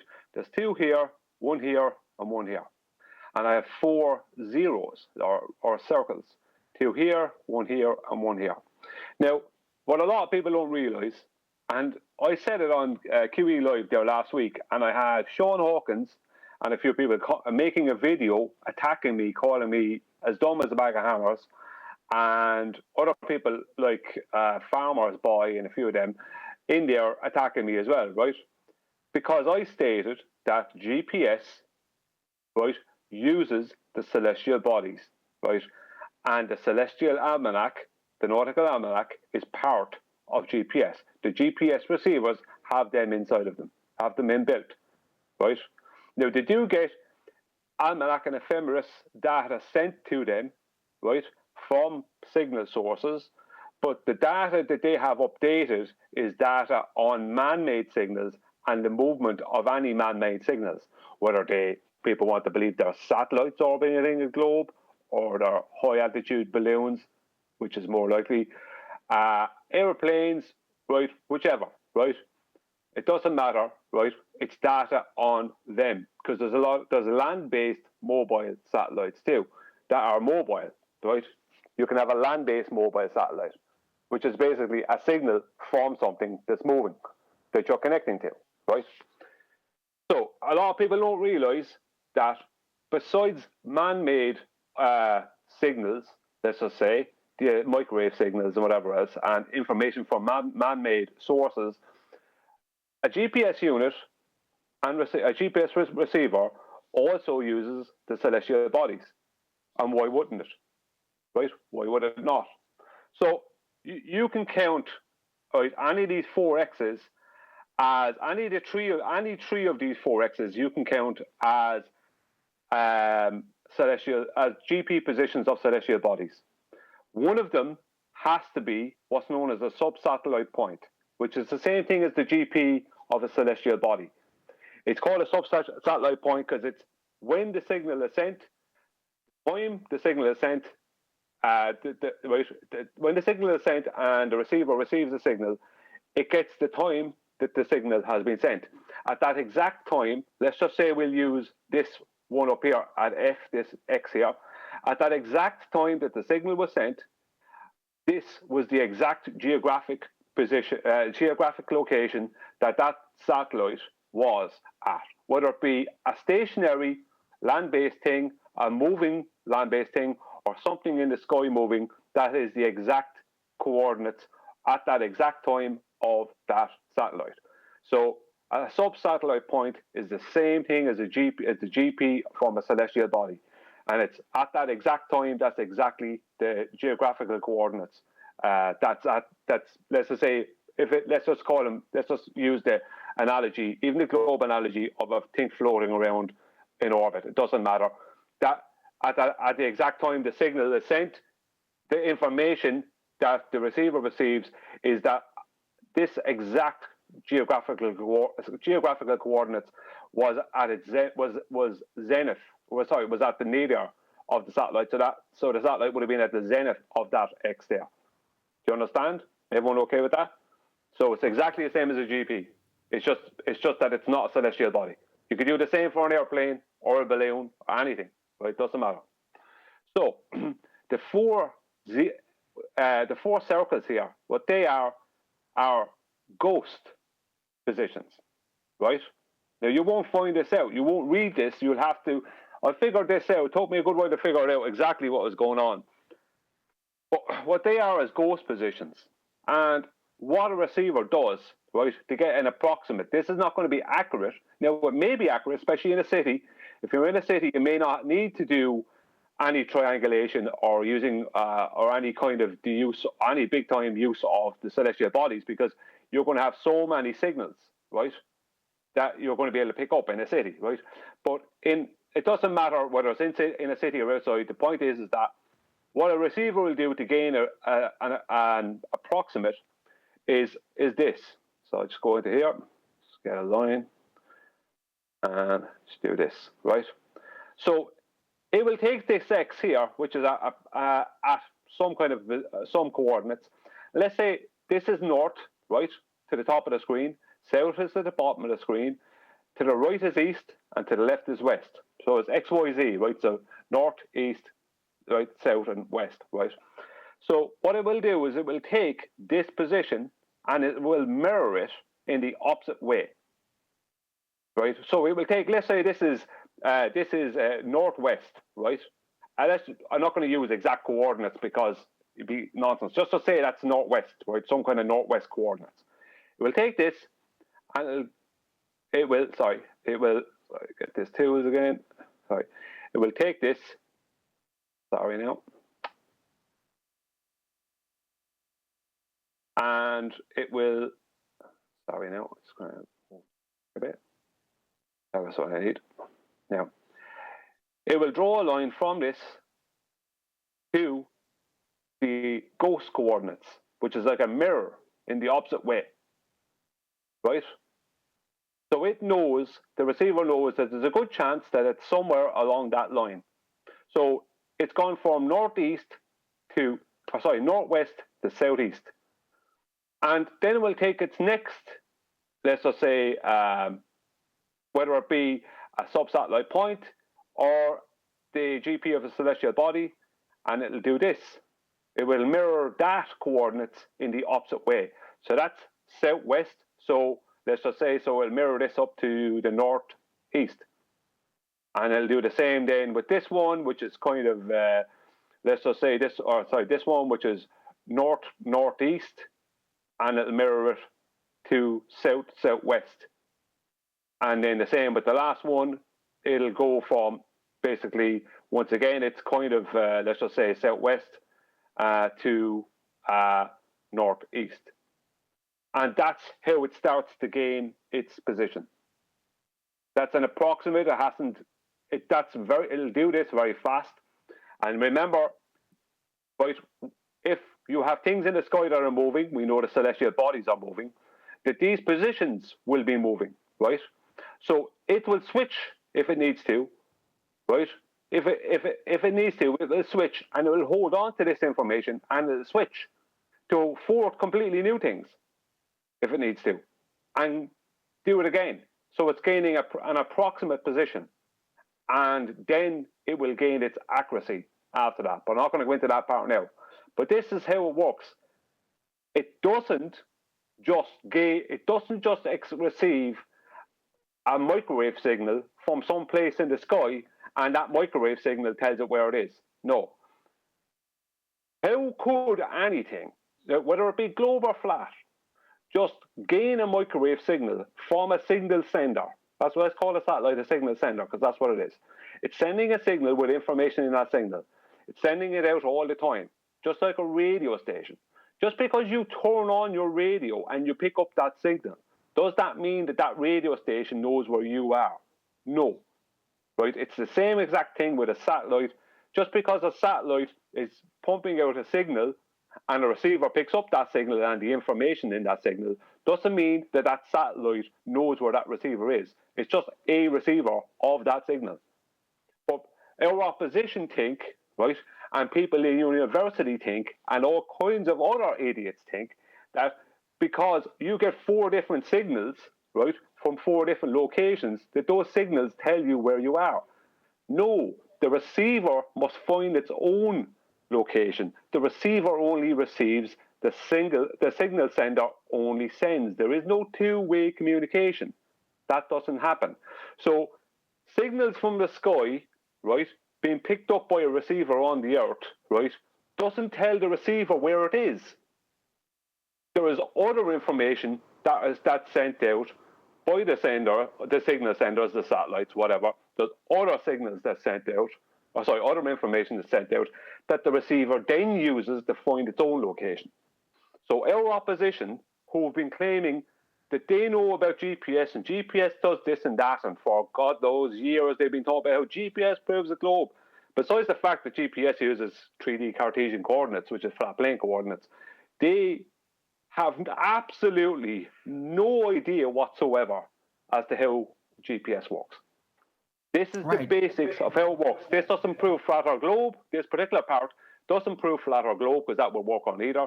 There's other things that prove definitely not globe, only flat. That's the end of that. I have a question for you. If it could still fit in the live show. No, because it's going to end any second. Yeah, can you wait till the after show? We'll ask then. We're already running over a little bit, but thank you very much for that, Brian, before we do round out the live show. But with that, I'm going to say a huge, massive, enormous thank you to both Discord and G+ panels for making today's live show possible. Stay tuned if you're watching on either premiering stream, as there will be an after show to follow. I've been Nathan Oakley, and I will see you all in the next video.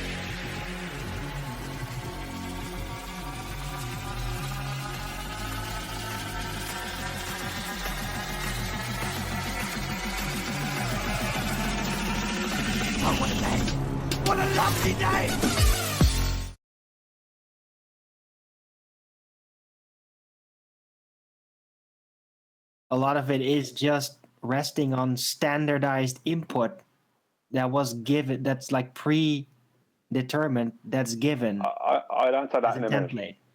Return to sender. Yeah, when Nathan is back, there's 2 things I want to say. This is important for this to be at the start of the after show. When Nathan is back, I'll say it. I am back. So in other words, everybody shut up. Just 2 things. I didn't say this just at the end of the live show. 2 things a lot of people don't realize, and this destroys And I kind of didn't say it on purpose. This destroys the heliocentric claim that they get signals from satellites in the sky, and the signals tells the receiver where it is, gives it its coordinates. A GPS unit has an inbuilt compass and an inbuilt altimeter, right? I just wanted to add that in, because you're going to have fools possibly coming at you in comments underneath the video trying to tell you about altimeters and compasses. I didn't mind them not knowing that. I already know that because they're idiots. But they would have no need for those two things. They'd only have a need for mapping if they just got signals from the sky and those signals told them where they were. Why would they need those two things? They'd never need those two things. That's just a little teaser. But anyway, Aaron, you had a question? Well, yeah, it was a bit of a point of criticism about the way you described some things in your presentation, saying that there is no sender-receiver dual relationship with these devices, when I'm pretty sure that they do that. However, like, people in their mind, when they think about it, especially ballers, like to think like they're looking at the map and that these devices then are like points pointing themselves out naturally in real space. But it isn't like that, of course, as you already hinted at. It's basically given a full template as to where everything is based on pre-mapped data and everything, and presents that for you to coordinate with. But yeah, with GPS, there is definitely sending and receiving both happening.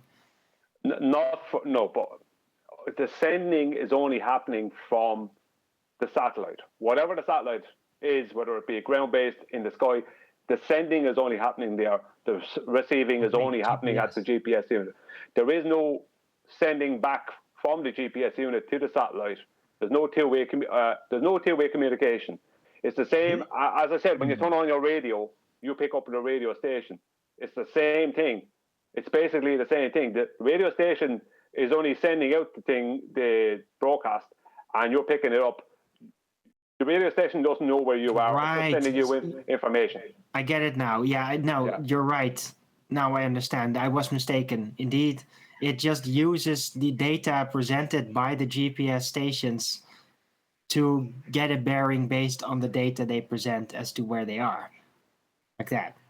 Yeah, exactly. All right. Now I get it. Yeah. Yeah, a satellite gives out certain information, and one of the things the satellite gives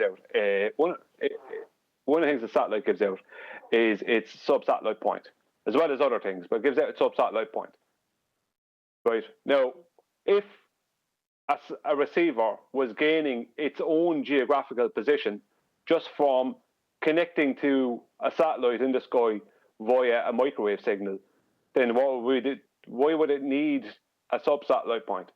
There'd be absolutely no need for that, because the whole point of the sub-satellite point is it helps the receiver basically find its own location. But if its own location is being given to it via microwave signals, then why would it need the sub-satellite point? The sub-satellite point is the same as a GP for celestial body. Why would it need that? It wouldn't. Can I ask something? Yeah. About, like, if I wanted to describe the entire process of what's mechanically happening, is it basically that these towers, I'm going to assume it's actually towers, not supposed satellites, there's like 3 towers roughly in your vicinity. They all send out a signal equally, and then depending on how long it took for your receiver to receive them, will be used as the information to determine where on the map you're supposed to be. Isn't that basically what it is? Well, yeah. I see what they try and say is that. So, but hold on, because then you don't really have to know where the signals are even coming from, right? Because only the map needs to have that data as to what the distance is in order to triangulate your position. So they could be anywhere, these transmitters, right? It's irrelevant. Well, no, because what they try to do. So I'm just feeding back on you there. Yeah, what what they try to do is give the impression that there is a calculation, they're using a two-way speed of light calculation, and that the receiver times, right, the length of time from the time the signal was sent to the time it received it, it times that, and it gains a distance from that, right? So it gives it a distance from the receiver to the satellite. Now, in the heliocentric vernacular, that distance is from the surface of the Earth, a globe in that vernacular, to a satellite between 10 and 13,000 miles up in the sky. So the receiver then has a distance between itself and a place up in the sky. And that's supposed to be, and it gets three more of them, and that's supposed to give it its location. But hold on, that makes no sense. Because it doesn't. I know it makes no sense. That's total nonsense because it can't know the distance. It can only compare the arrival times of the signals. Yeah, but it wouldn't matter if it did know the distance, because all it knows is its distance from a point in the sky. What does that tell it about any kind of geographical location? Nothing. Exactly. But it can't even know how long it took. It can only compare the arrival times of the signals to cross-reference the map given. They don't know the actual distance. Well, they try and claim that the distance is measured through the two-way speed of light calculation. But where? Derived from what data? Yeah, but it's all nonsense, because what they call trilateration, right? What they're calling trilateration is basically a straight line between the receiver and a satellite up in the sky somewhere, right? But that's nonsense. Who cares if the satellite, like if all the information that a receiver needs is to know its distance from it to the satellite? Why that is even irrelevant if the satellite is supposed to be telling it where it is in the first place, because that's the official claim. The satellite tells the receiver where it is. These 3 or 4 satellites tell the receiver where it is. But how does it do that? Is it by the distance between the receiver and the satellites?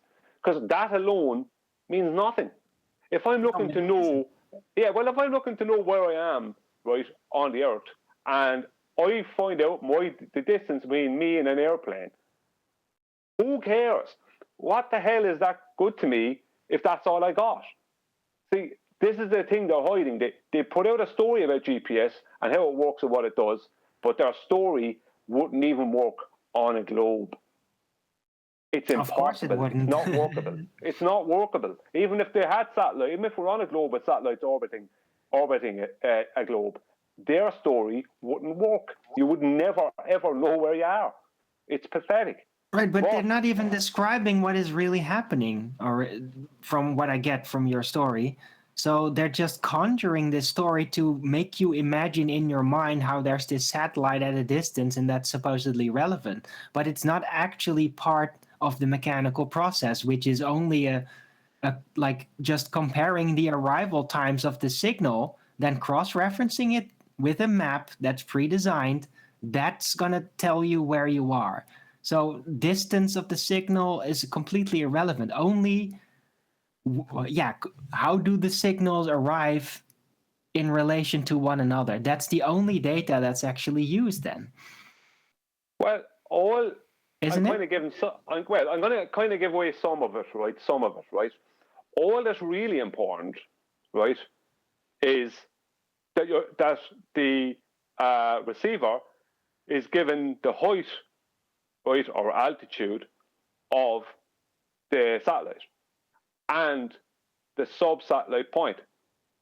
Because if it has those two things, because the receiver has inbuilt mapping in it, if it has those two things, it can then determine, right? It can then determine, right, and it needs one other thing that I'm not talking about here, right? But have no doubt, I know what it is.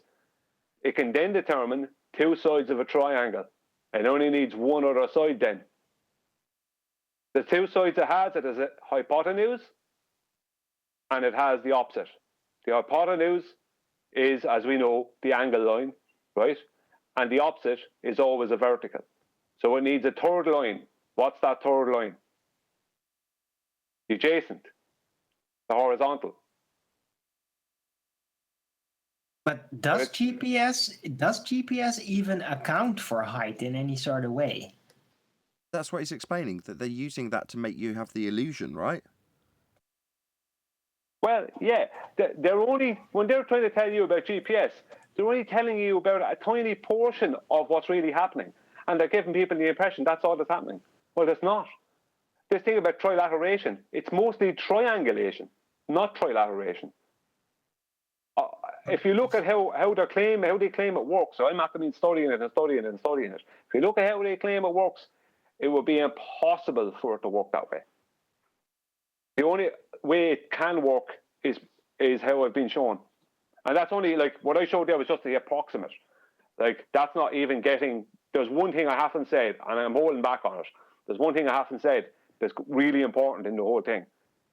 But once a receiver knows its distance from one sub-satellite point, once it knows it's basically as much as possible accurate distance from one satellite point, that's actually all it needs, because it has the celestial bodies to work with after that. Now, it will often use more than one sub-satellite point.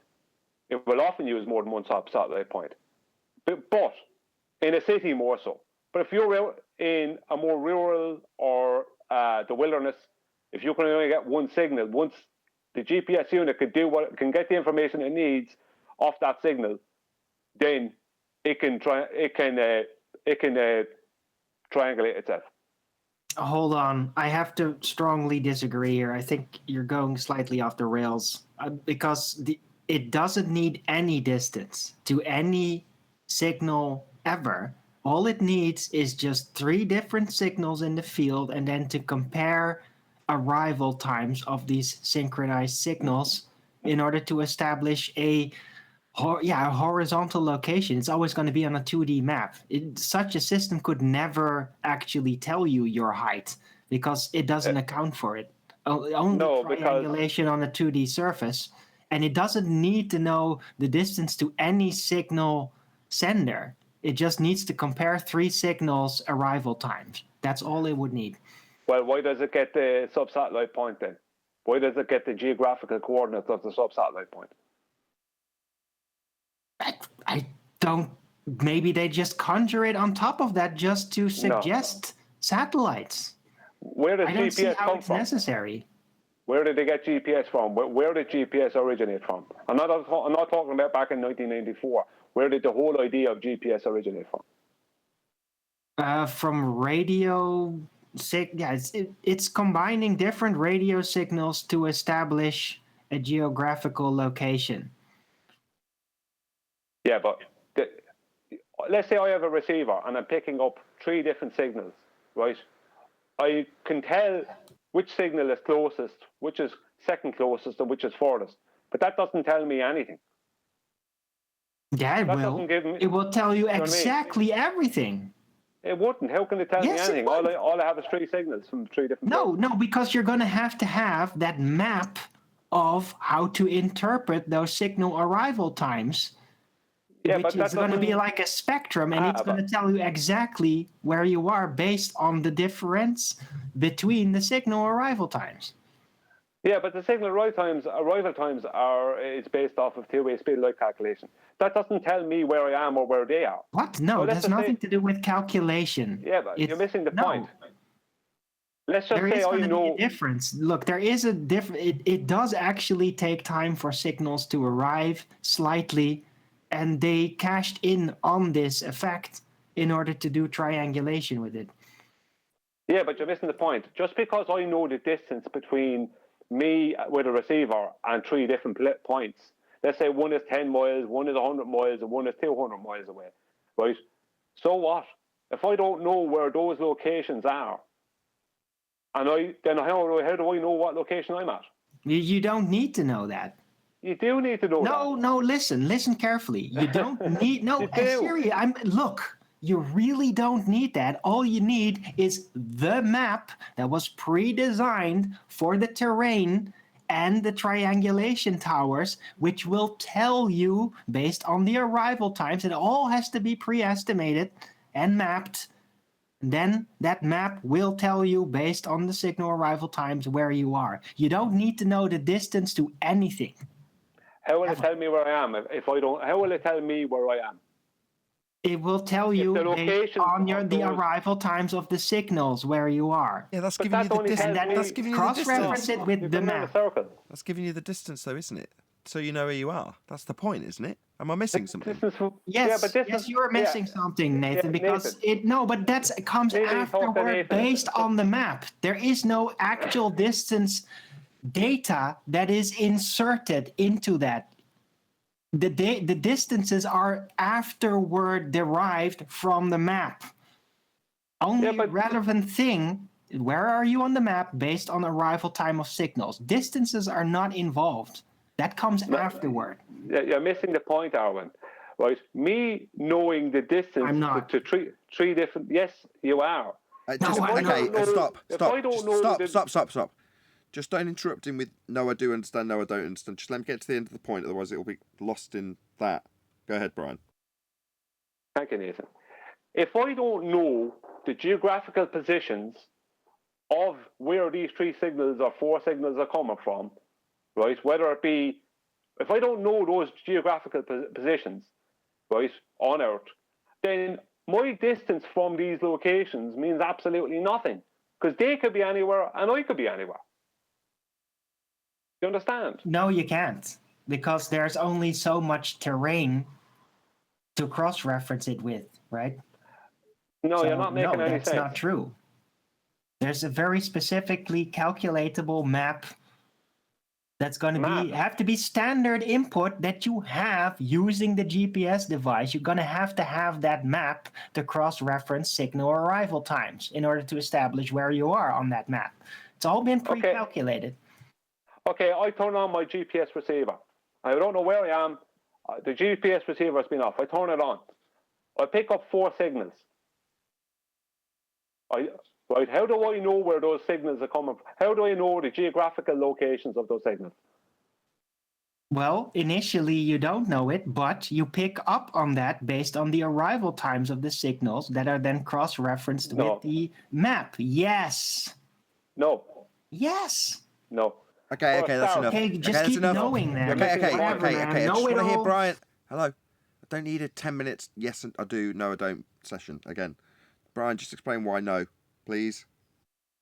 Well, firstly, what Arwen is talking about. Try not to reference Arwen. Stop.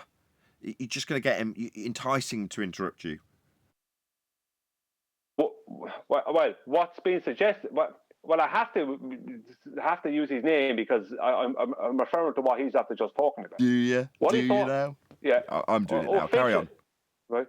Officially, they're claiming that what Arwen is laying out is happening between a receiver and things in the sky. For a start, that would be a distance between the receiver and things in the sky. Nothing to do with the surface of Earth, number 1. Number 2 is if you don't know what the geographical locations are of these signal sources, even if they're coming, let's just say they're on the ground. If you don't know the geographical locations of these 3 or 4 signal sources, how do you know? It doesn't matter what. If you find out accurately what your distance is from these 4 places, that won't tell you anything. You don't have any geographic This is a baseless assertion. I literally explained to you every step of the way exactly how you would get that data, and you're just ignoring it, Brian. Tell me again, then. Tell me again. You heard it 3 times. Really? He just said that they extrapolate it out after the fact once they've got the map and the ping distance or whatever you call the timings. I don't know what that officially is called, but you're saying after the fact you can calculate the distance Signal if you've got your arrival position time, on a map once you've had the arrival times. He's explained that bit I've definitely got. I heard him 3 times. Yeah, the arrival time, right? Then you have a distance. The arrival time gives you a distance. Yeah? You denied that earlier. Yeah. I didn't deny it earlier. Hold on, stop. Stop. Now you're saying no? Stop. He denied it being the point he's making. He didn't deny it. He denied that his point being that when you're suggesting that you can acquire this information via the distances to the satellites that you're getting the ping, I'm going to call it, information from, the timings, then he's saying that distance is untenable, correct? Yeah, what I'm saying is if you have 4 towers, let's just use just purely on the ground. I have a receiver and 4 towers somewhere around me has my receiver has picked up on 4 signals from these 4 towers, and it's my receiver then determines from the ping times from the time that the signals from the tower, the signal left the tower and was received by my receiver. I then determine that one is 10 miles away, one is 12 miles away, one is 100 miles away, and one is 4 miles away. But I don't know where them towers are, so that doesn't tell me anything about where I am. So unless I'm getting... That's what the map does. That's the map is no good to you. You don't know where you are on the map. Yes, you do. It's all pre-calculated. Where are the towers on the map then? The map is in the system. It's what it uses to help you coordinate based on the ping data where you are. That's the point of it. That's the entire system. So how do they know it? Hold on. I'm totally confused. Let me just ask Arwin. How do they know where you are on the map in the first place? Well, they derive the system based on, like, they take these towers. I'm pretty sure it's towers. Don't give me a fourth time. Okay, well, then you already got the answer. I'm sorry, I don't see the obstacle here. I have to ask this. If they know where you are on the map already and it's pre-calculated, what's the point of using exactly to figure out your location? Why would you need to do it if you already know where you are on the map? Exactly. No, they don't know where you... They derive it from the ping arrival times. There's a system for it. That's the whole point of the triangulation. I think, Arwin, you think... I think what the problem here is, Arwin, do you think that there's a signal coming to the receiver and then going back to the tower or whatever? No. Yeah, exactly. That's the arrival time. It's sent out in a moment in time. It's going to take some time based on the distance to arrive. They do this simultaneously, constantly. They probably have codes with there as to this is this specific signal at 4 points at the same time. When is that specific signal going to arrive? Then those arrival times of that specific signal for the 4 different towers is going to be compared to a map that has already been laid out in your GPS. That's going to then use that arrival time to show you on the map this is where you are. Bang, Arwin's record player. That's the 4th time. I'm sorry, I don't know how else to explain this. I don't see why you don't get it. I'm trying to tell you, Arwin, I'm trying to point out something very... See, I already went through this. I already thought all this out. I already looked at all this. It's impossible. Even if the signals were all ground-based, what you're talking about is impossible. But you're not actually backing up it with an argument as to why it's impossible. You're just adding on things that are not relevant. I am, because if I can time with a receiver, if my receiver can time, right, use the signal timings, right, to determine a distance to these 4 different towers, these 4 different signal sources, that doesn't tell me my geographical position.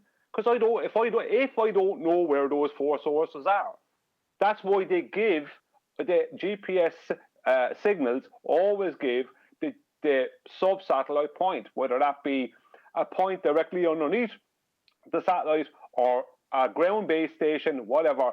That way, the receiver knows that in this exact direction, at this exact coordinates, that's the sub-satellite point at that exact time. Okay, can I just interject something at that point? Because when you went through that in the presentation, as much as I wanted to interrupt, I didn't want to disturb your flow. You started off by saying it isn't a flat Earth proof, or it doesn't prove it either way. But when you got to that point, now I realised that in reality it's just towers on the ground, and you've only got to use the plane. You know, the few, whatever it is, maybe 100 feet off the ground really is insignificant. But as soon as you then move up to that claiming to be satellite position, you've got to use the GP, right? Yeah.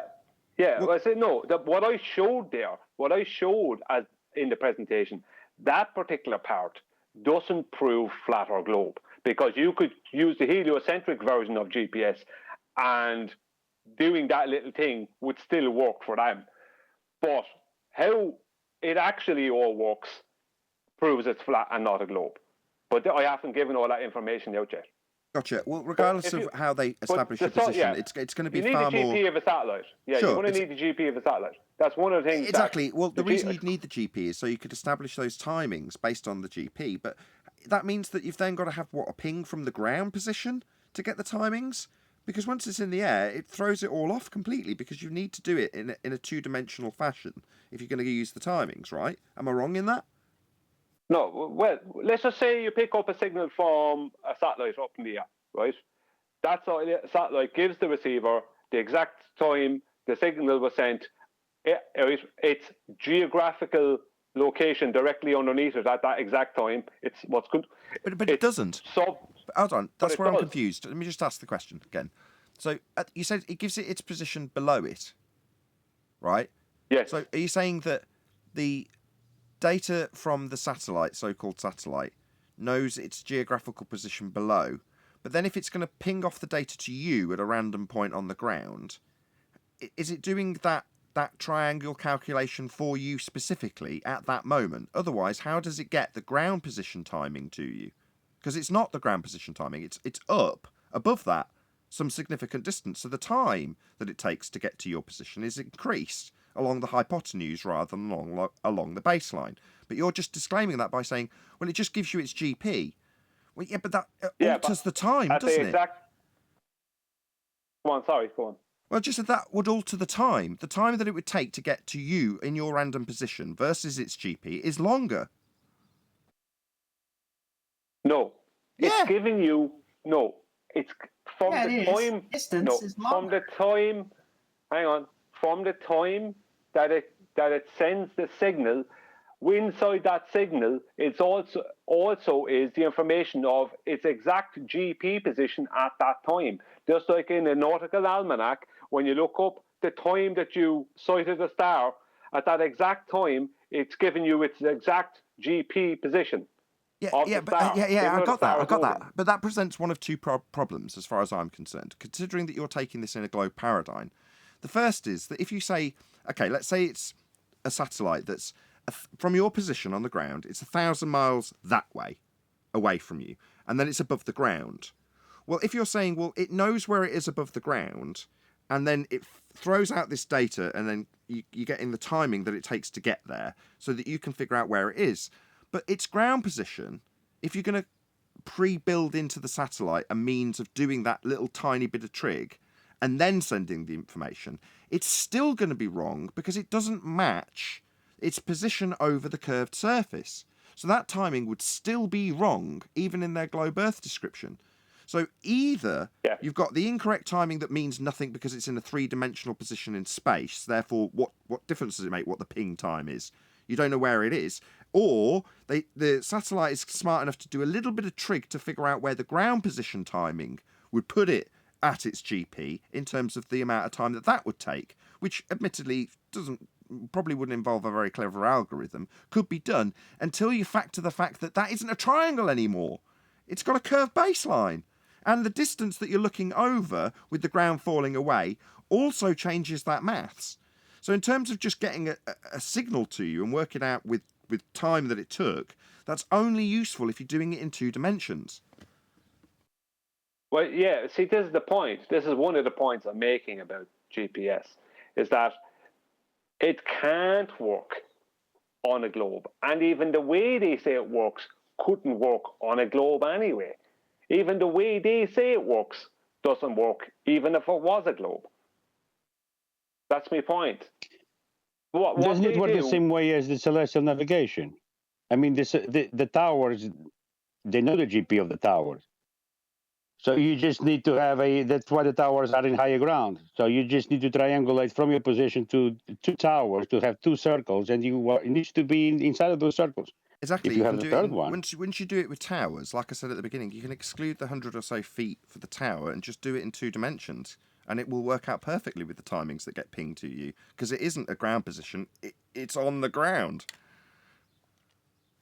Well, the celestial sphere model only works in 2 dimensions, right? Exactly. You've got to do it in 2 dimensionals to get it to work, but they're saying it's done with something that's ignoring the actual stars and using these claimed to be satellites that are moving or geostationary. Well, if they're geostationary, fine, but then you've got a complicated bit of curved trig to do that won't function to give you the ground position, to give you the 2-dimensional timings. Yeah. Triangulation like that becomes a lot more complicated on a globe. The signal time arrivals are going to be warped because of the curve situation that you find yourself on the globe. So in essence, GPS doesn't work on a globe. No, it can't. Indeed. Especially the way they say it works. Because look, can I show you? Right? If you could just see the screen here I have. If this is a satellite and it's sending a signal, and this is a receiver receives a signal. If all the receiver knows is the distance, right? If it uses a two-way speed light calculation nonsense, and it calculates its distance to this point here, that's all it knows. It doesn't know anything else. So in reality, that's no good, right? That doesn't tell the receiver where it is. Doesn't tell anything. So the satellite gives the receiver the sub-satellite point, which is the GP. So at the very moment that signal was sent, this was the exact GP, or the exact sub-satellite point. That's the coordinates, right? So what a lot of people, I may as well say it now, it doesn't matter, right? I may as well say it now. What a lot of people don't realize is GPS receivers know angles, right? So it doesn't matter how high, it doesn't really matter how high they say something is. So let's just say they said this was 10,000 miles up, right? Right here. Or let's just say it's 10 miles up or 15 miles up, and it's a high altitude balloon, right? The same thing is happening. The signal is being sent, right? At the exact time that signal was sent, this was the exact coordinates, the exact GP coordinates, known as a sub-satellite point. So the receiver receives the angle and altitude, right? The altitude and angle of the satellite. And it also receives the sub-satellite point, the GP. So it can then, it doesn't really matter sorry, I can't do that. Sorry. It doesn't really matter if, I just take this. It doesn't, sorry. I'm messing up here. It doesn't really matter if the satellite is up here, is claimed to be up there or down here in altitude. It doesn't matter, because what matters is that the receiver then has a hypotenuse to work with and a opposite side to work with. And then all it needs to do is use this and this to determine what? This part here. We're going to make red. Yeah. So it uses the internals of the triangle. And what does it do then? When it has one position set up, and it knows its distance to one sub-satellite point, one GP of a satellite, it then knows, right, that it's this distance and that direction, because it knows it has a compass, an inbuilt compass. It knows then it has it's that direction and that distance from that exact coordinates. It can then use the celestial bodies, if it likes, if it can't pick up any more signals, it can then use the celestial bodies and use the angles to the celestial bodies at that time. And it then uses those angles, but it doesn't use the internals. It uses the zenith angle to gain a distance to the GP of a celestial body. That's how GPS works. It all started with celestial navigation. Yeah, you're going to need a flat plane for that. Yeah. And they do have to use, because obviously sometimes the sub-satellite point will be lower or higher in elevation than the receiver. So it's going to be using co-altitudes and different things to make sure it creates a horizontal. It requires a horizontal. And that's one, and of course, it uses 3D Cartesian coordinates. Why? Because we live on a flat Earth. Couldn't be more obvious. Nathan, I got a picture of Master B that should describe this. Triangles.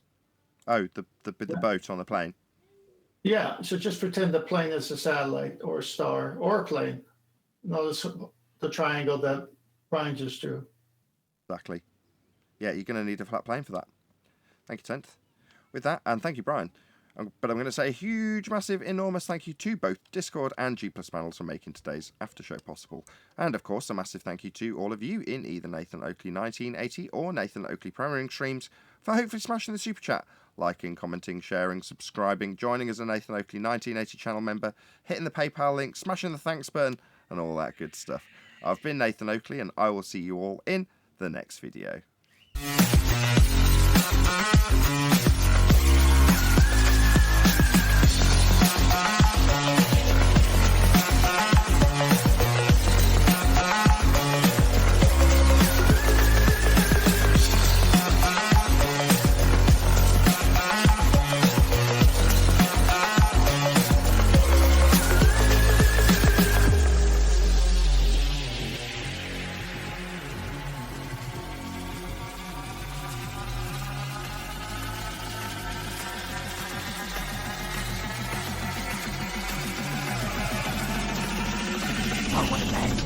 What a lovely day!